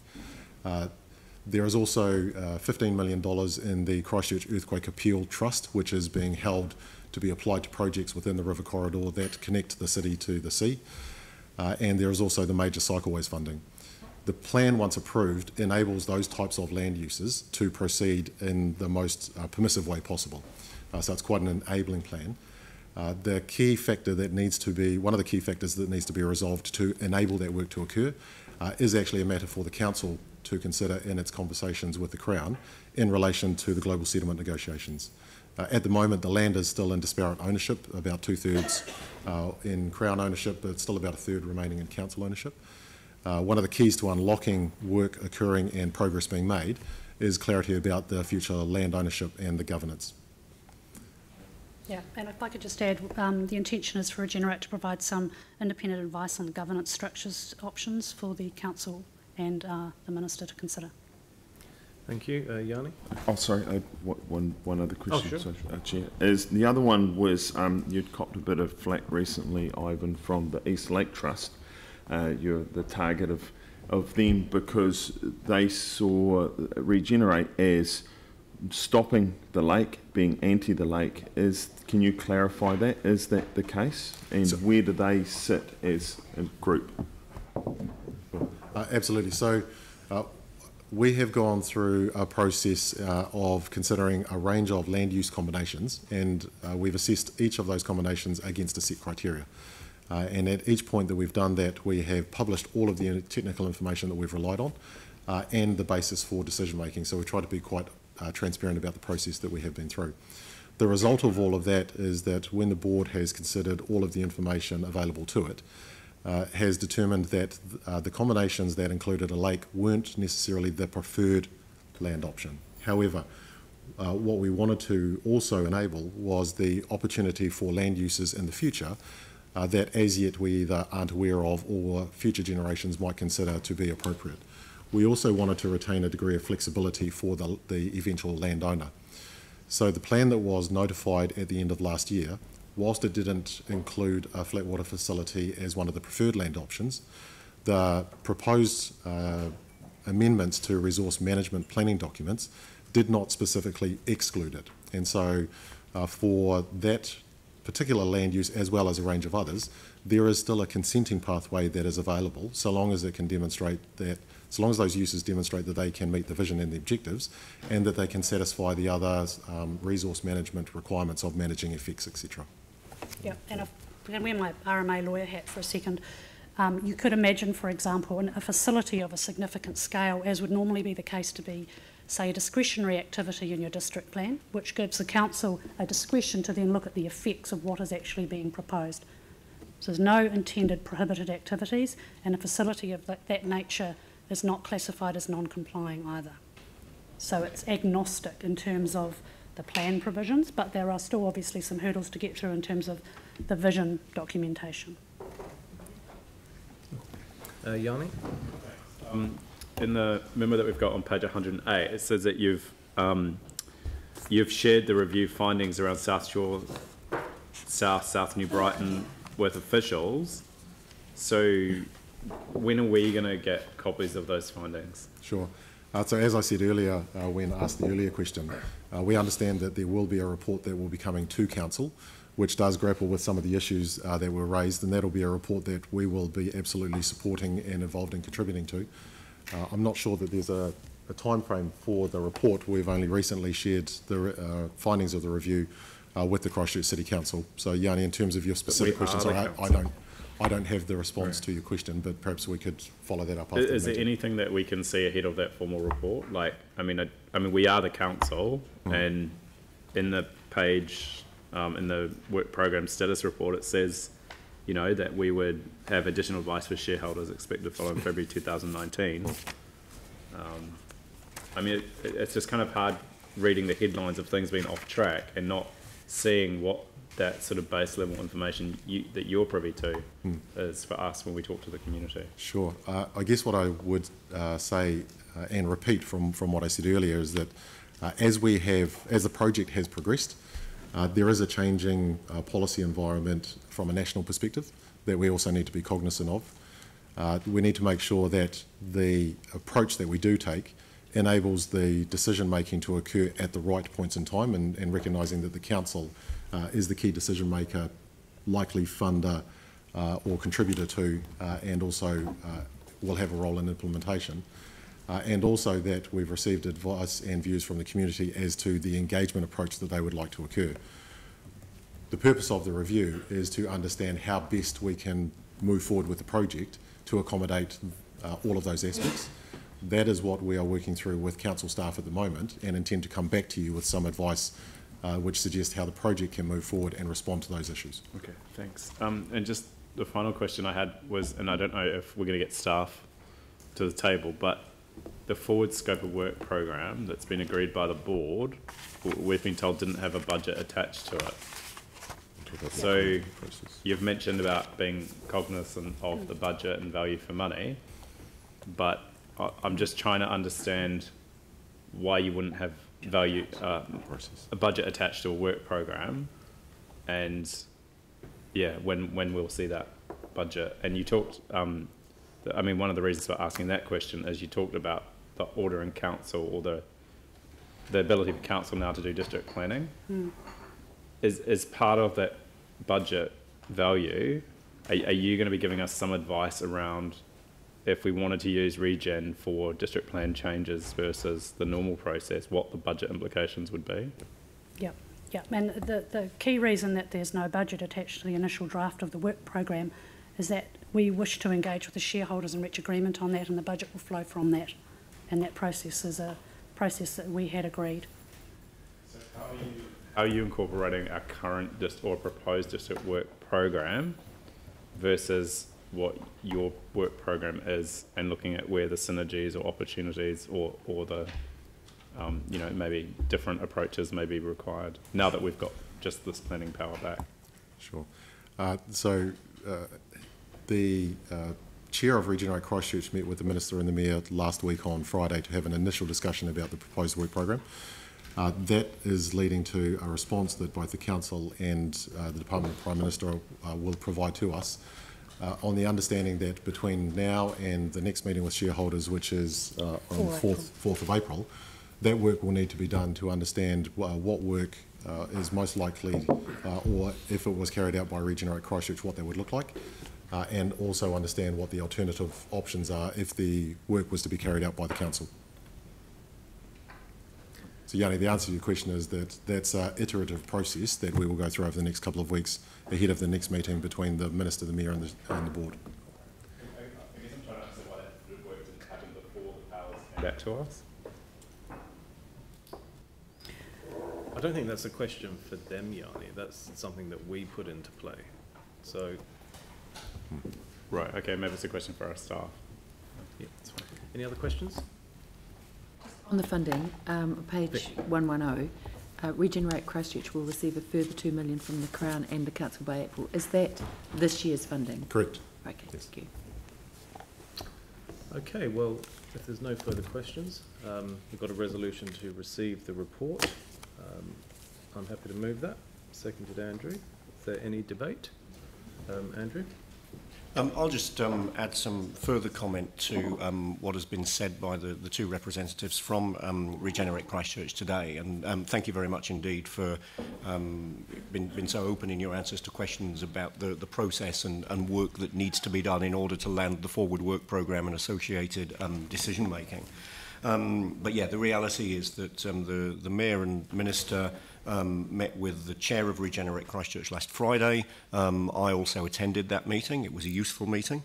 And clearly, as stated in the report, the draft forward work programme, or the forward work programme as agreed by the Regenerate Christchurch Board, has been presented to the Mayor and Minister. There has been some discussion about any consideration of that forward work programme or any changes that may occur. And that certainly would be around work that we might want Regenerate Christchurch to be doing because they're best placed to do that work, or equally, bearing in mind that we will inevitably be entering a transition period, looking at whether council or other agencies are better placed to be doing some of that work than Regenerate Christchurch. And that's an intelligent and robust conversation about how that work is best done and how that works in terms of the final forward work programme for Regenerate Christchurch. And this really entails a conversation about Christchurch regeneration, as well as a conversation about Regenerate Christchurch, realising that post-2021 there will be other agencies, council included, whose job it will be to deliver the work that Regenerate Christchurch are currently doing, and also realising that Regenerate Christchurch have a particular statutory function in regards regeneration plans that certainly will continue to have value in the next period. So the next stage is for Regenerate Christchurch obviously to be doing some work between now and the 4th of April, when the Mayor and Minister next meet with the Regenerate Christchurch Board. The forward work programme, of course, is the part of this that determines what Regenerate Christchurch are going to do. If you take a funding follows function approach, which I think is the right approach here, and certainly that's the approach that the Mayor and Minister are taking, the content of the forward work programme then would be the matter that determines the appropriate and required level of funding. There's certainly been some commentary around what that level of funding might be, and a desire to make sure that it's no more than it needs to be. It's the forward work programme that will determine what the level of funding needs to be, and all of this, of course, will happen well in advance of Council's final annual plan process in June, so that we can have the appropriate and required level of funding on budget, which will be determined by the content of the forward work programme. And of course, there's a role that an amended letter of expectations may play in this space as well, in terms of what that forward work programme may contain. So hopefully that just clarifies the situation in terms of where we're at, and I would hope gives a level of confidence that there's a significant amount of work underway that will land in a final forward work programme for Regenerate Christchurch and a final amount that forward work programme will cost, which is obviously the matter for our annual plan our annual plan decision making in June. Okay, any other comments? No. So this is, can I just get an answer around how we're aligning proposed district work programme with the funding? Yeah, take that up with staff outside this. Any other debate? Yeah. Glenn? Yeah, thank you, Chair. I guess in all this, what matters is the communities in and around the whole city. The whole country is grappling with the effects of climate change and sea level rise that cannot be denied, and it is our role as elected representatives to walk with them on that. Whatever happens after this, with this process, for me, is that we work with our communities to ensure that they have certainty in a dynamic environment. So that's a hard thing to do, but they at least deserve that. They need to know, they need to have a plan, and they want action. So whatever the vehicles to deliver that going forward, I'm not too perturbed at the moment. I totally get the national question over climate change. It's critical, I mean, for the whole planet. But locally, we have to find a way to ensure that we navigate that, and it's really hard. There aren't many coastal communities around, or there are none apart from ours around the country, that have had a large earthquake on top of the changing environment, and that's what makes this really tough going. So I think that the how-to team approach has been a really good start. I'm picking up from locals out there. There's plenty of local knowledge and resource to keep this going forward, and I want some kind of seamless transition into that, because what the people want, they want a plan and they want action. Thank you. Vicky? 3 specific questions, and there'll be ones that you're expecting. We're in debate. Oh, sorry. Okay. Okay, any other debate? Okay, I've got a motion. I've moved it, Andrew has seconded it. I'll put that motion. All in favour say aye. Aye. Against, that's carried. Thank you very much for coming, folks. Okay, we'll go back to item 9, which is the Community Facilities Rebuild Programme. Thank you, Darren. You're very patient. So we have a report on various community facilities, either in build, going to be built, have been built, which is very useful. Thank you. Do you have any comments, or are you happy to just throw it open? I'll just do a quick, it's the first time this report's come to this committee, so just to set the scene very, very briefly, a minute or less. This is only reporting on a program of work which started 5 to 6 years ago. It's the Community Facilities Earthquake Rebuild Program. As I've indicated now, it's tail end. It only represents around 15% of the current workload I do now in BAU world, but I thought it's important to continue to just provide some visibility on where that program is at. So the report itself indicates the work we've done over those 5 or 6 years, the facilities we've fixed and rebuilt across the city, and it just provides a little bit of financial information around the remaining projects, of which there really are only a handful left to go in the program. So I'll take it as read if there's any questions. Pauline. Look, it's more of an observation. I just want to point out to councillors on page 61, and don't ask me why this has happened, but that picture is not the St Albans Community Centre. Oh, okay. I mean, that looks like a new art gallery or something like that. There's, in fact, the St Albans Community Centre had to reduce its scope by 350,000, which it's done successfully, and I think that's probably been quite a good exercise. And so the timeline for that centre is now probably for completion at the end of 2020. It's been unfortunate that the transitional one was removed so early. Good for Shirley, but sad for the St Albans Residents Association, who were managing that, who are now in a temporary for so long. There's also a correction in the text there. A temporary facility has been located on the site, so that should be updated to say there's... Sure. We'll just leave that out now. There's nothing. That artist's render, I believe, was provided to the board, well, it should have been, earlier this week. That is the latest impression of said community centre. It's the Dallington Community Centre. No, that's the one. That's the one we're on. This picture here. Yes. Is not the St Albans Community Centre. Yes, it is. It is too. Well, it's certainly not going to be that flash, I'm afraid. Oh, that is.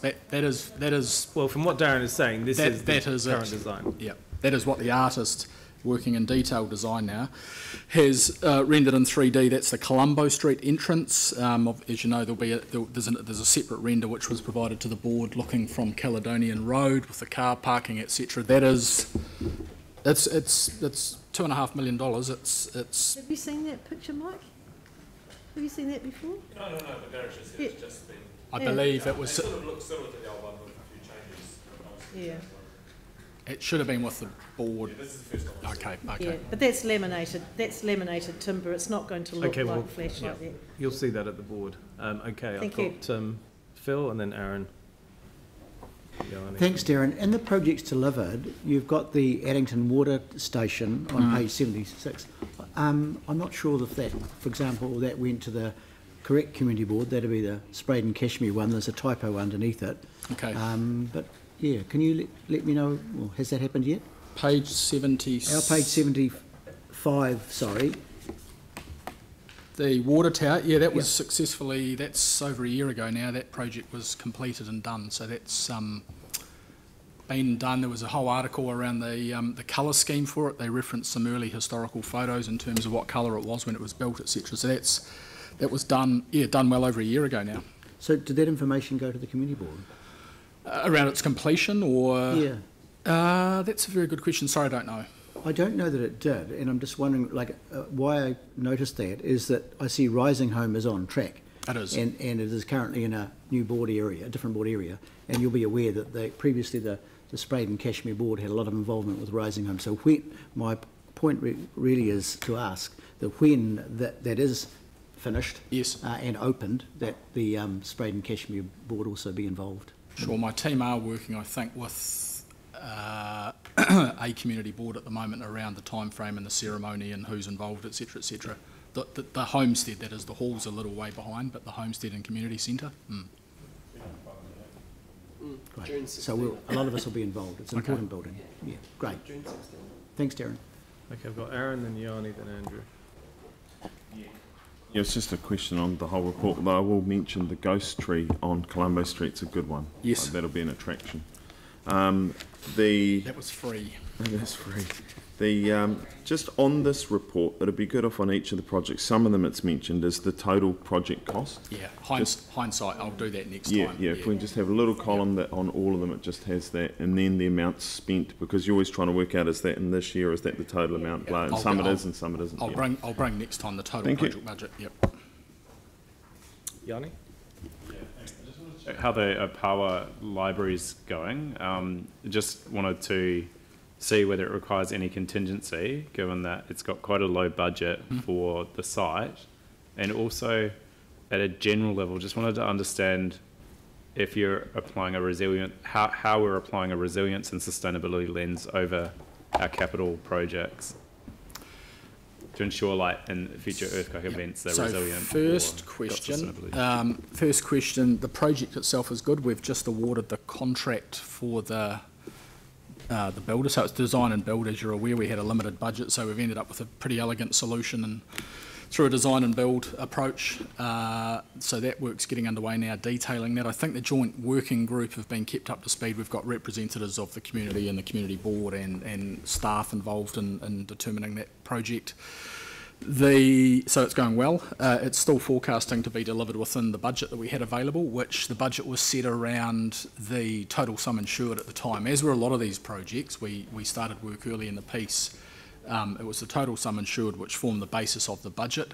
If at any point through that process, now that we've got an approved concept which we're detailing, we require additional funding for unforeseen items, then there is a management reserve which is available for that. I think Sarah had introduced some queries. I talked to her around the bicycle stands or the type of bicycle stands which we have, and are they fit for purpose. But at the moment, I don't intend that we're going to require any additional funding for that project. The resiliency and the sustainability items in that building, sorry, I don't have that detail to hand, but I'm happy to tell you about that.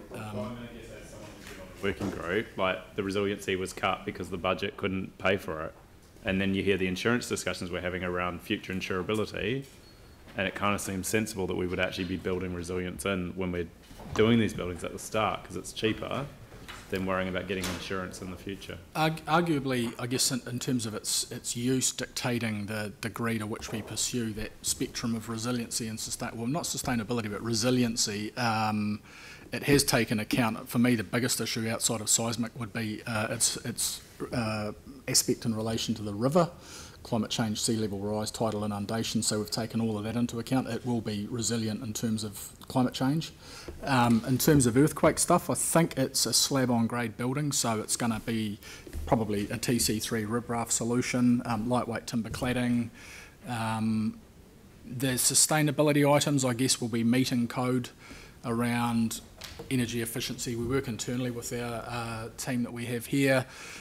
Alistair and myself are in contact with the New Zealand Green Building Council around what some of those measures might be. I haven't got the details on that building. Okay, thank you. I have Andrew. Thank you. 2 questions. First of which relates to the Thomas Edmunds Band Rotunda on page 67. Yes. Have we made a decision as yet what the future use of this building might be? Because as we're rebuilding, depending on future use, there might be considerations around things that we would do as we rebuild in line with future use? Yeah, that's right. And that, you'll note, Andrew, there's a number of the heritage buildings still on hold pending future use solutions. I think the council actually resolved to box on and just build this thing. There was some discussion around future use, and one of those, so it's progressing. It's progressing right now. We're in detailed design. The blinds, I think, was the one thing which we still were yet to resolve. There was a discussion around whether between the new columns there was the ability to have a weatherproof pull-down sort of enclosure that had some heritage that was okay from a heritage perspective, but gave it the ability to be used as a venue. So I guess to answer the question, no, I don't know what it will be used for, but the intention was it would be returned as a band rotunda. So we're not going out with any EOI process or the like to determine future use either before we build or as we build, to take advantage of synergies that might present themselves by knowing what we're going to use this thing for as we build it? I completely understand what you're saying. I can't answer that one as just with my builder's hat on there. I'll need to probably get some advice from our leasing team or our heritage team around what that might be. Yeah, I think it would be good, as we have with other similar buildings, to know what the future's use. I mean, even the question about the blinds and whether or not we would need or want those, yes. It really depends what you're going to use this building for as to whether you would put the blinds on or not. If there was going to be a commercial use of it, you would expect that including the chosen commercial operator in the final stages of any build and fit out would be the best way to get to a sensible outcome. Sorry, you're ringing a bell now. It can't be used for commercial operations because it's not going to have a basement, so you'd need to, it's essentially going to be the structure. The previous, I think it was at the restaurant that operated out of there, the brasserie, had a small basement area, which under modern building code, we explored those. You can't, there's accessibility issues around provision of accessible toilets and a whole bunch of other things. So to all intents, it will be a band rotunda. Is there a piece of work to explore other options? Look, I don't know, but I'll find out. Okay. I mean, I guess what I'm saying is logically there would be before we start building. Yeah, and that's the case with everything else in the heritage program that's still to come. Indeed. So, associated question, but different building. Projects still to be delivered and on hold for various reasons. Yes. One of which is to determine future use. So if I think of Banks Peninsula buildings. Yes. We've got Donald Street Stables, Coronation Library and Kukapa Hostel, all of which are on hold because we're currently going through that EOI process to determine future use. You would expect to see Akaroa U Cottage on that list as well, and it's not there. So I was quite surprised to see that one, which is also part of the same process, not included on the same list. Is there a reason for that, or has it just been missed off? I don't think it's been missed off. A lot of this program was prioritised by the previous council in terms of what they were going to allocate as priorities. So that's, to the best of my knowledge, never been part of the earthquake repair program.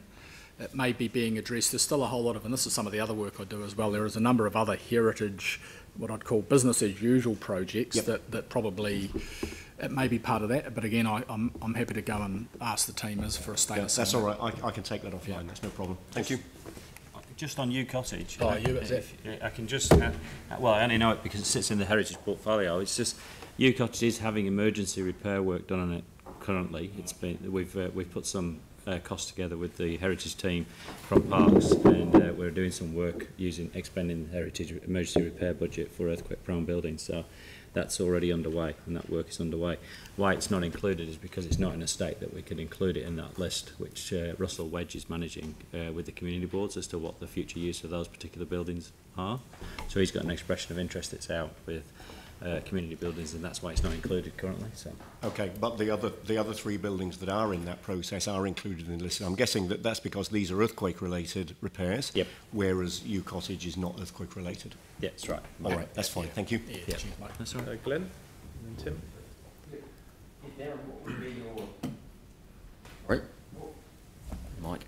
What would be your worst-case conservative timeframe for finishing the whole program? So you've said in 4.3, most of it at the end of this financial year. But yeah, that's a very good question. I'd like to finish it and have it done sooner rather than later. There's the ones that Andrew's alluded to still to be determined. So until we've got a community network plan, I think John Philsell's team are looking at that. There's a couple caught up in that around the Centennial Hall and the Coronation Hall. South Library, I'm talking to Carolyn and the Libraries unit around when they would look to be wanting to shut that down for a period of time. We've got, I think, $8 million worth of repair and strengthening work to be done down at South Library. Yep. The majority of the program, to answer your question, I think will be tie a bow on it done in the next financial year. So by the end of next financial year, we should, for the majority of this stuff, have...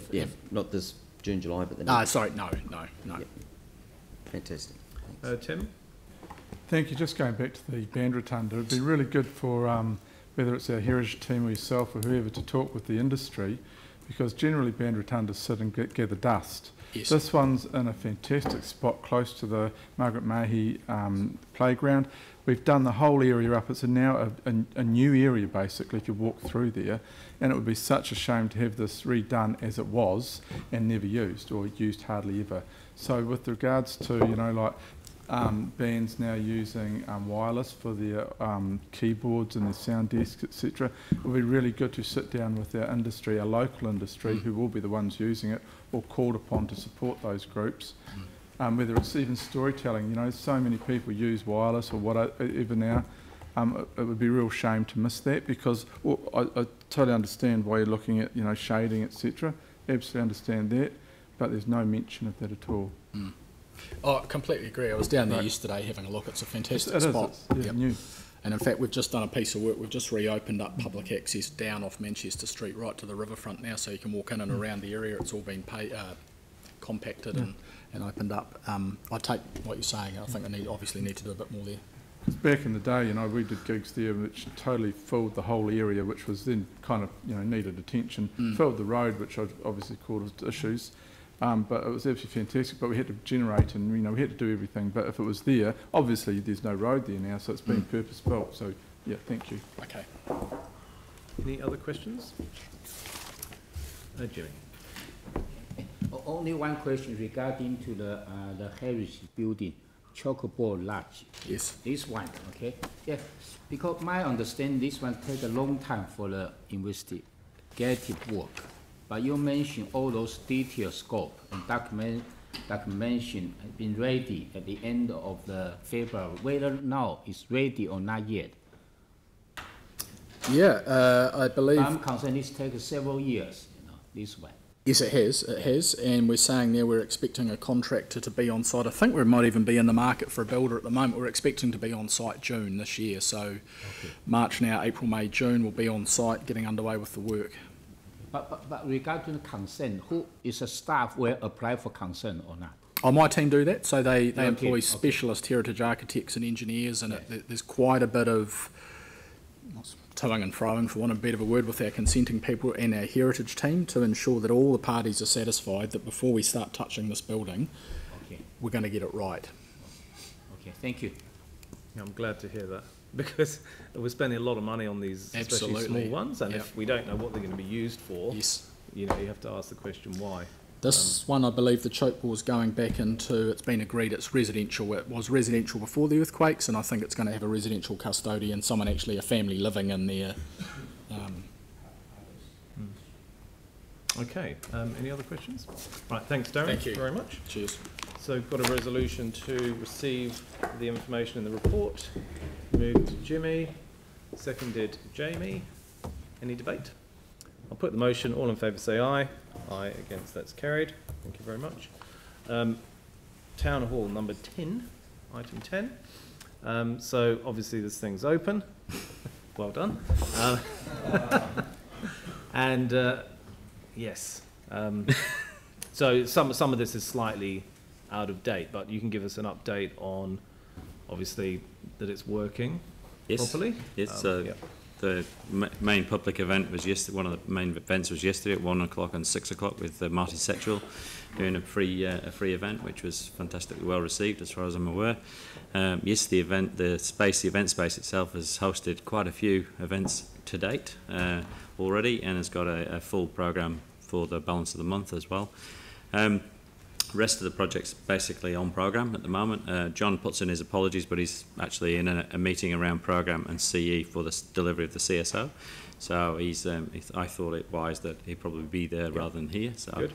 There's nothing further to say other than that the work is progressing at a pace at the moment to complete the balance of the James Hay and the CSO. Good. And in terms of the opening and the operation, has it thrown up any particular issues, or is everything under control? No, none to date. The public response has been huge and been self-moderating in its own right, so which has been really good.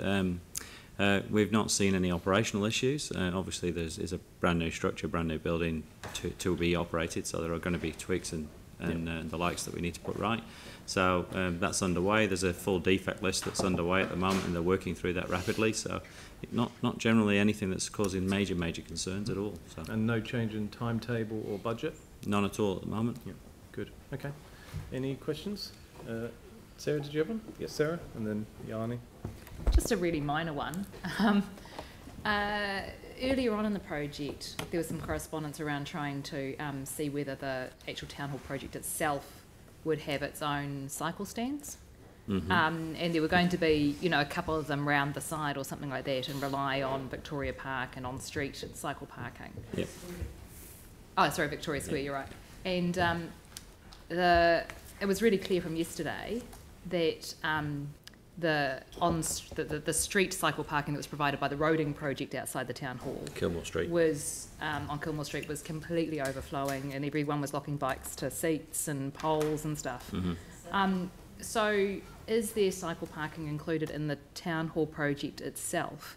Because that was an older audience yesterday, let's be honest, and there weren't enough bike parks anywhere near enough. No, that's understood. This isn't a new project; it's a refurbish. I know, so it doesn't need to do. So it just doesn't allow for that, and it's something that we can look at again now that we've got a clear line of sight as to what the requirements are. Yeah. We'll go and sit down with VBase and sit down with the project team and see what we can do. Yeah, that would be really good, because it's clear that there's a real need there, which is great. Yeah. Really good, right? Yeah. Thanks. I'm wanting to bring this through the ITI committee about cycle parks generally. We do have budget for it, so maybe if we could work with Alistair on that. That'd be great. Budget for street stuff, but not the facility, as opposed to the facilities project as well. Every other new facilities will go cycle, but this is here. Okay, thanks. Yeah. Well, Pauline's got some money for you, so that's good. Yeah, no, I've written it down. So there was, I know we've been, the thing yesterday was amazing, and what was amazing about the organ was just the extent of the public contribution to funding it when it got put in. So I just wondered how progress is going around external funding that we've previously asked. So Kate Russell, through Mary Richardson, this is still working on the philanthropic process it's going through. So I can't give you an exact update on who we've got as takers, but there's a process that she's going through at the moment, and we have reached out over the last 3 to 4 months, and I personally have taken quite a few entities around the building to show them the building, to show where we would be looking for funding. Because I thought about the cycle things as well. Obviously that might be an opportunity for some sort of philanthropic or external funding.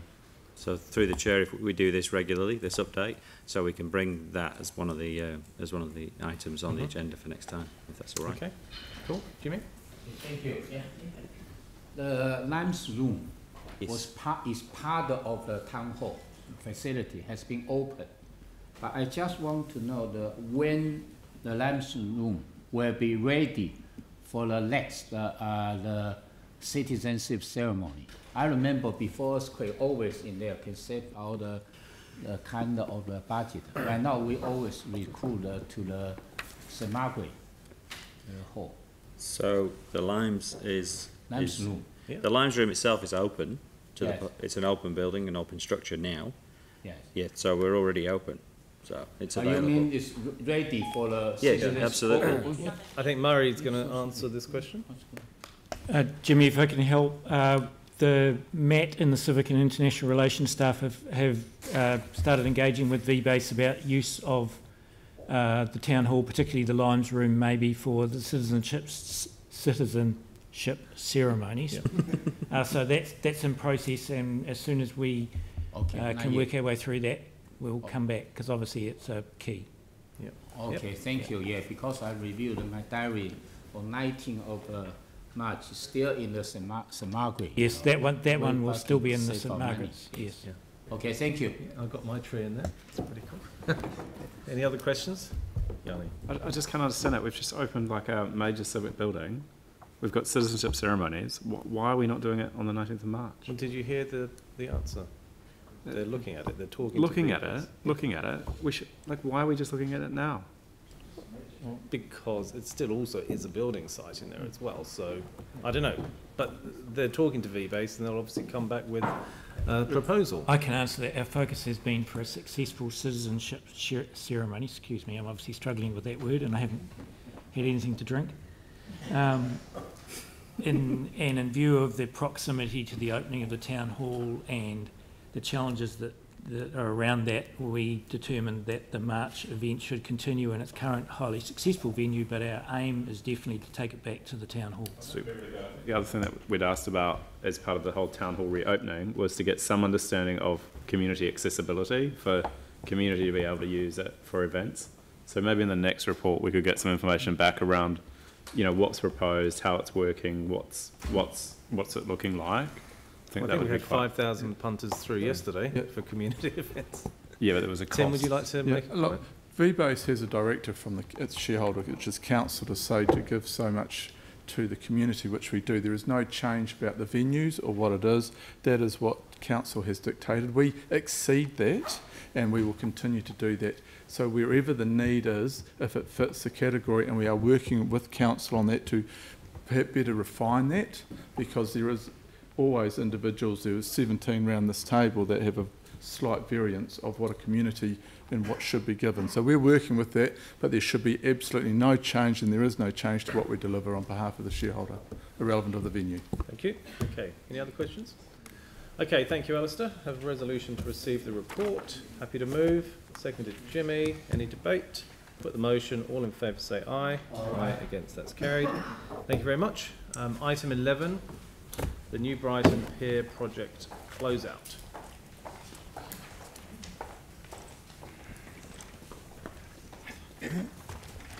Dave, I presume. Thank you. Very good. I'll keep it pretty brief. We finished works on May 2018, so it's not too fresh a report. I thought I'd just give you a couple of headlines, and then if you have any questions. Yeah. So the project was delivered under budget, approximately 2 million. It was delivered on time. There were no significant health and safety issues during the works, and it was probably one of our highest risk projects, so that was good. That's really it. Can I actually reiterate, excuse me, through the chair, reiterate that health and safety thing? It was probably one of the most difficult jobs to do, in one of the most risky environments, being out in Pegasus Bay. And I learnt a lot through this process of the challenges that the currents in that bay cause, and Dave and the team, and it was really a joint team effort with our contractors and Morley Parsons and the team here that was led by Dave, did a really amazing job to get it through as they did. Yeah, I mean, I found it an interesting report, especially the approach you took to actually dealing with the beams. And I've got two questions really. One is more the budget issue. So page, where are we? Page 100. So the project financials, the original budget was 9.9 million. Obviously the budget, I presume, was reduced. When did that reduction happen? Was it prior to you starting, or as you went through the project? Or no, the budget hadn't been reduced. I had been forecasting what I predicted. I guess we were reluctant because of the nature of working in the sea to give away that money until it was certain. So we held on to that budget. There was the initial budget was 11 million, and when we got the tenders, we reduced that, but then hung on to that money until we were certain we could release it. So hold on. So the original budget was 9.88. The actual was 7.85. So 2 million variance.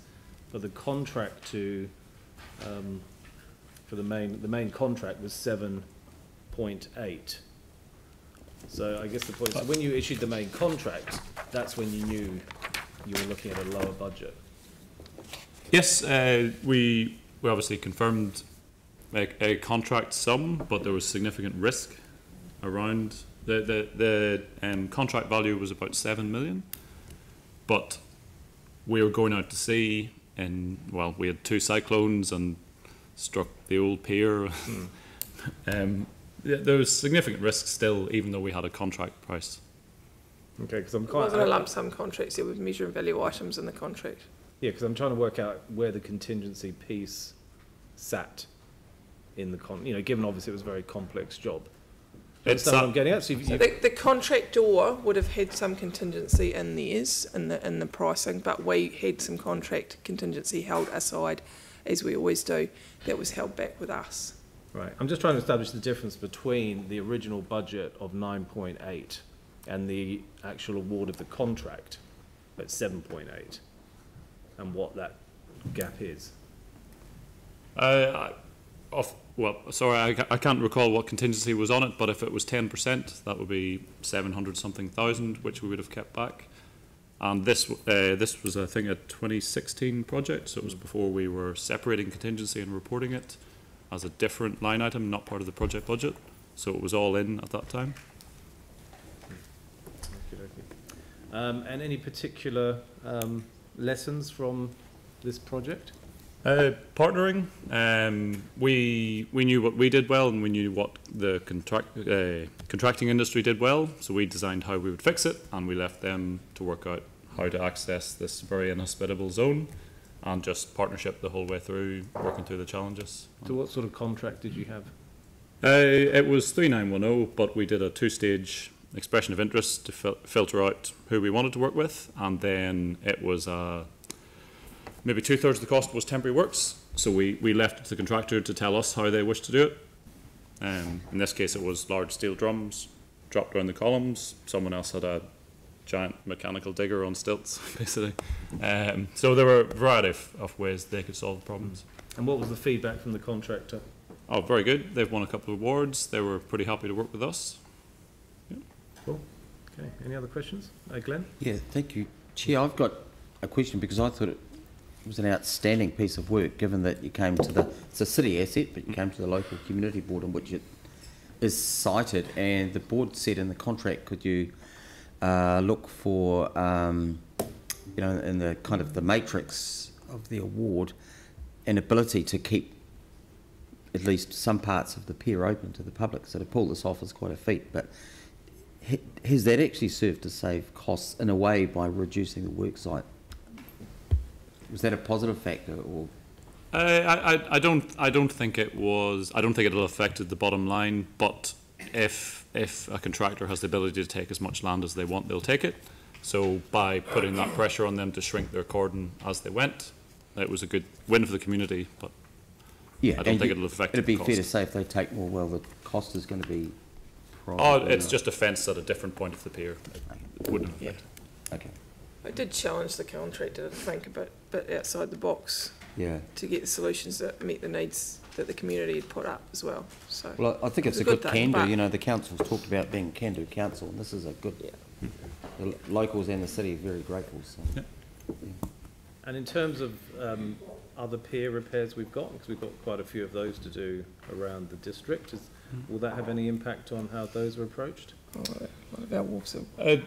We're transport, and this was a very similar bridge structure, which is why we were involved in it. Mostly it's parks and green space assets. And a lot of the wharves around the peninsula in particular have got rammed poles. So it's a very different construction. Right. Yeah. Okay. Cool. Yanni? Thanks for the report. Really good to get these reports. Just the scope on page 5 or 96 of our agenda. The scope of the repair works was to restore the strength and durability of the pier to pre-earthquake levels. So I just wondered if you could just talk us through, in terms of resilience going forward, future events, how the scope was kind of set, whether you think maybe with our insurance situation at the moment, we should have been thinking a bit more about an increased scope around to have it. That's not a question for Dave. He was asked, and we were asked to deliver to get it back, get it open, get it safe, and get it back to pre-earthquake levels. Right. I can't answer that question, and Dave can't either. So kind of the bigger question, I think, for us around the scope of these projects does need to be considered, whether we should be trying to self-insure by building in greater resilience going forward. So I don't even know whether it could have been done. Right, I mean, that's what I was interested in. So that's the whole point, is that we were asked to get it back to pre-earthquake levels, so we did. Yeah, and from the damage that was seen, in terms of when the Alpine fault goes or another earthquake event, is it fair to say we'd expect a similar sort of thing? No, I'm not even going to speculate on that. We don't know. It's not something I want to speculate on. We did the job, and we provided you the feedback on the job as per the scope, and as per the scope that was set by this council. And it's a pretty awesome job. Yeah, it's a pretty neat job to do and be involved in. Yeah, but I think I don't want to speculate on any of that. For us, in terms of decision making and things like budget savings, a question about whether we should actually take the opportunity if we've saved budget to strengthen to a higher level for resilience is a question I think we should consider. I think that's definitely a future question. Anyway, look, great job. Yeah, thanks very much. Pauline? Detail you can give us on the award that the contractor won and what for? They've won a concrete award. It's a pretty unique way of getting concrete down into the columns being repaired. I think there was an industry civil engineering award. There's a IPEN civil or structural engineering award being applied for at the minute. Yeah. So quite a few. So it's not just it's the temporary structure, it's the how they did it is being as critical as the what they did. Fantastic. Good job. Any other questions? Okay, well, thanks very much, Dave. Linda. Thank you. Good to hear about this. Okay, I have a resolution to receive the information. I'm happy to move. Seconded, Dave. You may certainly speak to it. Thanks. I'd just like to add my comments of congratulations to the project. They've obviously received a number of awards. And it was a project that, as Councillor Livingston commented a few moments ago, had some considerable interest in our community, more from the point of view of access to the pier, and really these guys went out of their way to make access as reasonable as they possibly could. I'm really pleased that it's come in under budget, as has every other project in the eastern suburbs of late, and that, you know, we have now reopened a considerable asset for the New Brighton area. Just commenting on the New Brighton area, you know, we have the clock tower right adjacent to it. We've saved a lot of money on the pier. We've wrapped the clock tower. It's been like that for 12 months, and we've done a bit of investigatory work, but we've been incurring huge costs for scaffolding for 12 months, and that's a bit of a downside to work in the area. But well done on the pier, and certainly our community has greatly appreciated the work that's been done in restoring it to its former glory. Thank you, Dave. Any other comments? Okay, I'll put the motion. All in favour say aye. Aye. Aye. Against. That's carried. Thank you very much. Okay, we are going to go to, now what have we got? 12:30. Ah, Leah, you're there, so I didn't see you there. Okay, you might as well rock up. And you're back later as well, I presume. I am. Okay. Right. Okay, so this is the interim report, which has been released to the market already. We'll note the CCHL directors around the table. Any comment you'd like to add? Nothing really. It's just, I mean, it's in line with where we expected us to be. The group is doing very well, other than a couple of the notable ones that we've been talking about and highly and looked at. But profit up as a group level, because remember this is the consolidated results. This is when we take all the subsidiaries and consolidate them.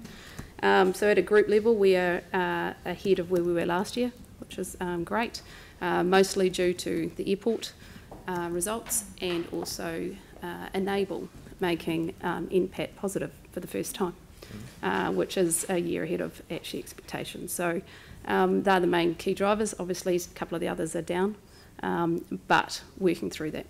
Okay. Could you just, I mean, given it's we've got the live stream and everything, could you just explain to the public why this report was released early and the obligations under the NZX for reporting? Yeah, sure. So in late 2017, CCHL went to the debt capital markets and raised debt via a bond, and we listed that on the New Zealand Stock Exchange.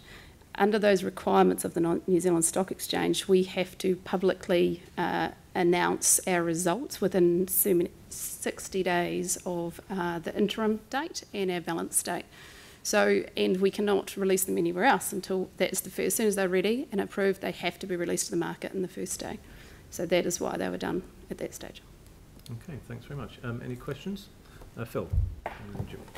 Thanks, Leah. I just wanted to ask you about the Red Bus report, if I may. Yes. So, like, it's quite clear in the report all right through that in terms of the future contracting, that there's been some real challenges for Red Bus.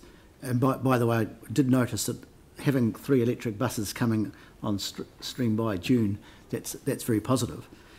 But we see over the year to date they've made a loss, but they also were required really, and it's on our page 147, Leah, to allocate significant resources to be in the best position to respond to the urban tenders and increase in the market share in Christchurch. And I guess the PTOM model we know has its challenges, but I'm just wondering why that continues, but also just how much, for example, can you tell us how much that significant resource was, especially given that they've made a loss in the process? Sure. So in regards to your question about PTOM model, I can't really comment on that. That is what it is. That's where we are. So obviously this year, just to back up a bit, 80% of Red Bus's revenue is from the urban contracts. It gets cross contracts through ECAN. They are all up for review at the end of this year. So, and how those tenders, how those contracts are allocated based on routes or units of routes, and you have to go into a public tender to actually get them, and they're 9-year contracts if you're awarded them. So, from a Red Bus point of view, they have been the urban contracts have been making money, but as you are aware, Red Bus has always been sort of more the break even because they've only had 30% of the market share in that urban space. What we're doing now is actually preparing for that new public tender for the new routes because we obviously want to increase our market share. So are you able to tell us how much this is costing in terms of because it says significant resources, how much is going into that from Red Bus, given that the business cases aren't cheap, and that correct sort of thing, but can you give us a figure on that? We're currently at the moment where we're at, potentially, I'm not too sure how much it's going to cost all up, but we are budgeting around that in total for $1 million. But given you're talking about the revenue of this company, 80% of this revenue, it's like any tender, public tender you go through, they cost money. And you also got to remember Red Bus is a very tight, resource-constrained entity. There's no extra resource in there. It's a very, very small team. So you need to bring in extra resource to actually do those tenders because they are significant. It's essentially 6 months of full-time work. Thanks, Lou, I understand that. It just, in terms of a process, it still, to me, it seems a huge amount to expend on part of a process. But a process that you'd do every 9 years, though, to put it in perspective, right? So if you think about, like, if you're a contracting company that you're doing regular tenders, it's probably not such a big thing, but it's a bit like when we went to the bond market, you know, when you do a one-off thing to do, so it does actually cost money when you do that one-off. Thank you. Couple from me, if you don't mind. The cruise berth. Yes. What is the estimated date of completion? Still expecting in time for our understanding is sorry, I'll start again. Same timing as expected, so it's 2021? You know, there's no change from where we're expecting. So it's not next season, it's the following season. Good, cool. Yeah. Yanni? I was just interested, the government keeps announcing all these handouts for electric vehicles, but I never see Red Bus or any of our council companies getting those grants. Are you aware of, I think originally we were told that that was part of the electric buses, Red Bus had applied for it. Are you aware of kind of what's happening in that space? So yes, Red Bus have applied for them in the past and have missed out. Right. But there is still a new fund coming on board now, so we'll just keep monitoring that and actually apply. Do we need to raise that at a ministerial level or at a governance level? Like, it just seems odd that we don't get support. CCHL have. Right.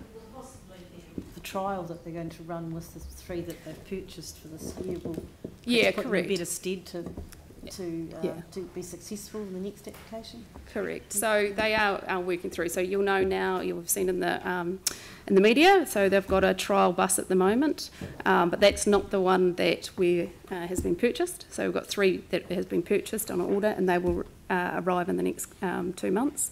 Okay. Unfortunately, they were delayed because of the stink bug epidemic for shipping, but in the meantime we have got this trial that is running around all the routes, a week on each of the routes for people to try the electric. All right, have we had a memo about that, or sorry, I'm not aware of it, but is there something? Yeah, it started at the start of this week. Okay. So Red Bus's Facebook page, actually. Yeah, it is.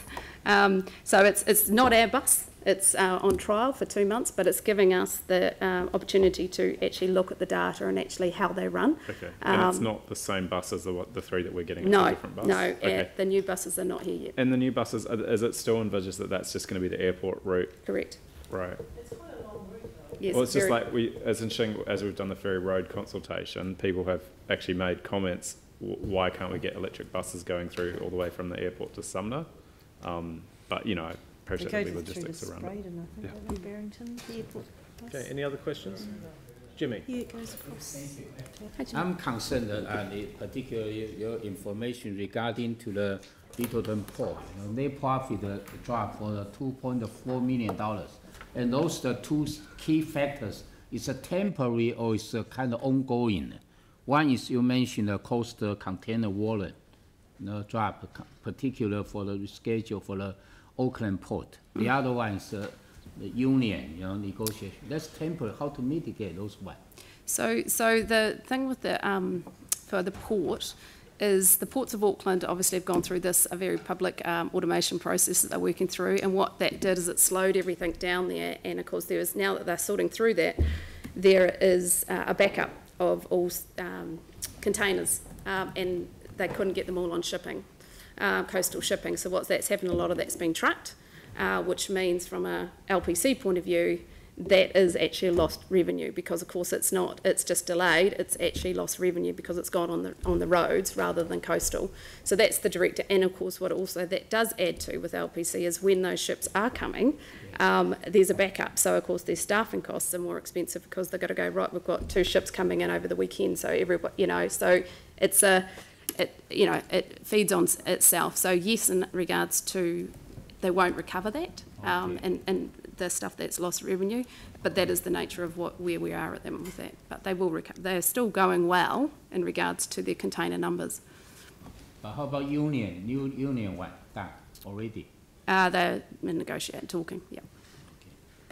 Okay, thank you. Okay, any other questions? Okay, thank you, Leah.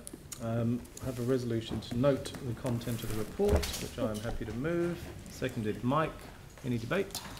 I'll put the motion. All in favour say aye. Aye. Against, that's carried. Okay, item 14, CCO half-year reports. We are reasonably on time. Okay, so we've got 5 CCO half-year reports. Central Plains Water Trust, which we don't really have a stake in. Christchurch Agency for Energy Trust, which I believe should be close to finishing. Civic Building, which is this one. Rickett and Bush Trust, and Rod Donald's. Yes. So we have various councils associated with various of these. So if they could just be duly noted. So that's duly noted. But I may ask some of you actually just if there's any particular updates to this. So what I will do, Linda Len, hello. Is there anything you want to draw our attention to? No, they're all fairly straightforward. I know that for Central Plains Water Trust there's quite a bit of information on the environmental work they've been doing. That's not something I can talk to, but if there's demand for the trustees to come in and have a session with councillors, we can accommodate that. The Christchurch Agency for Energy Trust is in its final throes. It's signalling that it should be wound up by June. We think probably December. The chair is shaking her head. Oh, well, the committee will make a decision at the next meeting this month. Due to logistics on the uptake of the grants, it's probably looking into going into next year. We don't think it's going to be able to achieve a wind up by June this year. No. So it'll be June the following year, but hopefully everything will be virtually wound up by the end of this calendar year and officially. Okay, well, I'll come back to that. So that's, yeah. Carry on. Civic Building. Rickett and Bush Trust has had a great turnaround in its ability to raise revenue through the local cafe called Local. They've had a really big uptick in their custom, which has benefited the trust. In fact, Rickett and Bush Trust has probably got there's quite a bit of information I've included because they've really been driving hard to get third-party revenue. And that's probably about all. Oh, actually, I should mention while I'm here, the Rod Donald Banks Peninsula Trust is signalling that it will have allocated most of its money by 2020. It has generated a strategic plan that it's seeking to engage with councillors on. I'm not sure whether there's been anything formalised on that yet. I think they were going to come in and do a presentation, so that's being arranged, I think, yeah. Okay. Okay, let's take it one by one. So we'll start with Central Plains Water Trust. Are there any questions on that, Vicky? Yep. So as I understand it, we stayed on this outfit, the settlement group, because of the environmental monitoring. But when I read the environmental report, there are a lot of lapses. So it doesn't meet the environmental standards that it should, but there doesn't seem to be any sort of punishment or penalty, or nothing seems to happen as a result of that. So I'm intrigued, when they don't meet the environmental standard, what actually happens? What's the penalty for getting it wrong, or for not doing what you're supposed to be doing? Phil, are you on this? Make a suggestion that yes. I thought we heard before that there was a possibility perhaps that people from the trust might also come and talk with us. I wonder if that might be the best way forward to answer those very important questions that Councillor Buck is raising. Yeah. I think that would be helpful because I'm quite interested to see how they interact with the water management groups as well. So why don't we set that up, invite them in to do a workshop, and then we can get these questions answered? Yep. As long as they're answering questions, that would be great. Yep. Okay, cool. Anything else on Central Plains Water? Okay, so the Christchurch Energy Agency. So they still have funding, which hasn't been allocated. So Pauline, do you want to give us an update? Yeah, there's not a lot that hasn't been allocated. It could be about, I think, around 160, but that's potentially allocated. We've got quite a good uptake on the electric charging units that we're putting in. So it will all be allocated, it will all go. It's just that it won't be, it's too difficult to have it all taken up by June this year. Okay. So once those final grants are made, the trust will be wound up. That's right. And once they're allocated and taken up, because we don't hand them out until they've actually completed the project, or they've actually got that part of the project all lined up. So we can't release the funds until certain milestones are achieved in the application. And is there any monitoring of the grants and the outcomes? Oh, yeah. The latest set of grants for the LED downlight bulbs has been spectacular. Through the Canterbury Action Network, they have basically been putting LED light bulbs into a number of properties, and the uptake, and I think it's been very good on that. So they were given, I think, 50,000 for the project in, I think, December, and to date they've spent probably around 50% of that, I'd say. At the last update I had, it's probably more now, but they've really hit the ground running with those, which are energy saving, plus they're going to save people a lot of money on their power bills in lower income areas. So that's been a really good project. So they're in line to pick up anything that's left over if they want to extend that successful project. However, as I said, the electric charging units are going really well around town, and there's another couple of things in the wings as well. Good stuff. Like to hear that. Okay, civic building. That's our building here. I had a question on the CAF. On the who? On the CAF. Oh, sorry. So I've been trying to get it for council projects. So can we use it for council projects or not? No. I think we've had this question. So could we wind it up and use the money to put onto our local council projects? Or should we get can we get volunteer groups like the Opawa Library Group, if they put an application in, would they be eligible even though it's for a council building? Through companies like Red Bus have received a significant grant towards their electric bus. The ADL buses, they've received a grant towards that, or are receiving a grant. Right. So the CCO in that relationship will get it. Other organisations with a relationship with council, like the Otautahi Community Housing Trust, potentially could get it as well. It's the council operations that are precluded from getting a grant. Sorry, it's the council. Any council operations are precluded from not getting a grant. They don't get the ability to make the grant. And you have to, the purposes of the trust are quite specific, the 4 items, and they basically rule out directly the ability. And we've had this question before, and the fact is we've just heard the fund is basically allocated. Can I just understand, if the trust got wound up with remaining funds, what happens to those funds? It won't be. Well, no, but the trust has because to you keep allocating funds. it. I understand that. They keep allocating it, and they don't want to wind up until they've allocated it all. But they can't wind up. Priority projects already there waiting. It's just a question of when they're ready and where it goes to. So it's not a case of looking around for somewhere to put it. There's projects lined up. And well, we can't afford to put sustainability to our own projects. And okay, that's enough of that. Any other questions? Right, okay. Civic building. Any questions on that? No? Okay. Rickerton Bush, any questions on that? Sounds like the cafe is going well. It's going well. Jimmy, you want to say anything about the bush? Yeah, because why the moment, you can see that actually the cafe is pretty good, and also the Saturday the farms the market, quite a few people there, and also this cafe also provided the catering to the people. That's very good and healthy.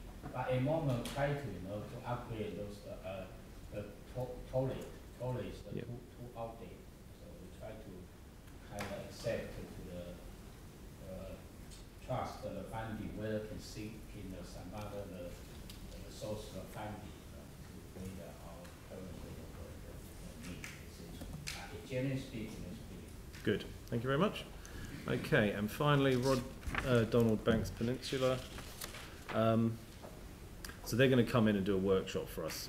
So we'll get... Andrew, do you want to say anything about them? Yeah, I might just make a couple of comments on that if I can. I mean, there is a conversation that the Rod Donald Banks Peninsula Trust want to have with Council around future activities and longevity. and that's scheduled, as I understand it, for a date in April. The Trust have prepared a strategic plan document and a booklet that goes along with it, and there's also a video that also explains the strategic plan. So all of that will come in April. I think looking at this document, it's largely a compliance requirement, so the document is what it is providing the information that's required to be provided for this purpose. It shows that there's significant progress against the 4 pillars on which the projects are based: access, biodiversity, knowledge and partnerships. But I think we need to look at this document as what it is and realise that there's a wider conversation that trustees want to have with council about what the trust might be able to achieve in the future. So that's slated for April. Lovely, thank you very much. Any other questions on that? Okay, if there's no further questions on the report, we will note the contents of the report. Do I have a mover? Moved Phil, seconded Tim. Any debate? I'll put the motion. All in favour say aye. Aye. Against, that's carried. And now we have a resolution to exclude the public, noting that Leah will remain. We're expecting some Christchurch NZ people, V-Base, to be here for this afternoon. I'm happy to move that. Seconded Andrew. Put the motion. All in favour say aye. Aye.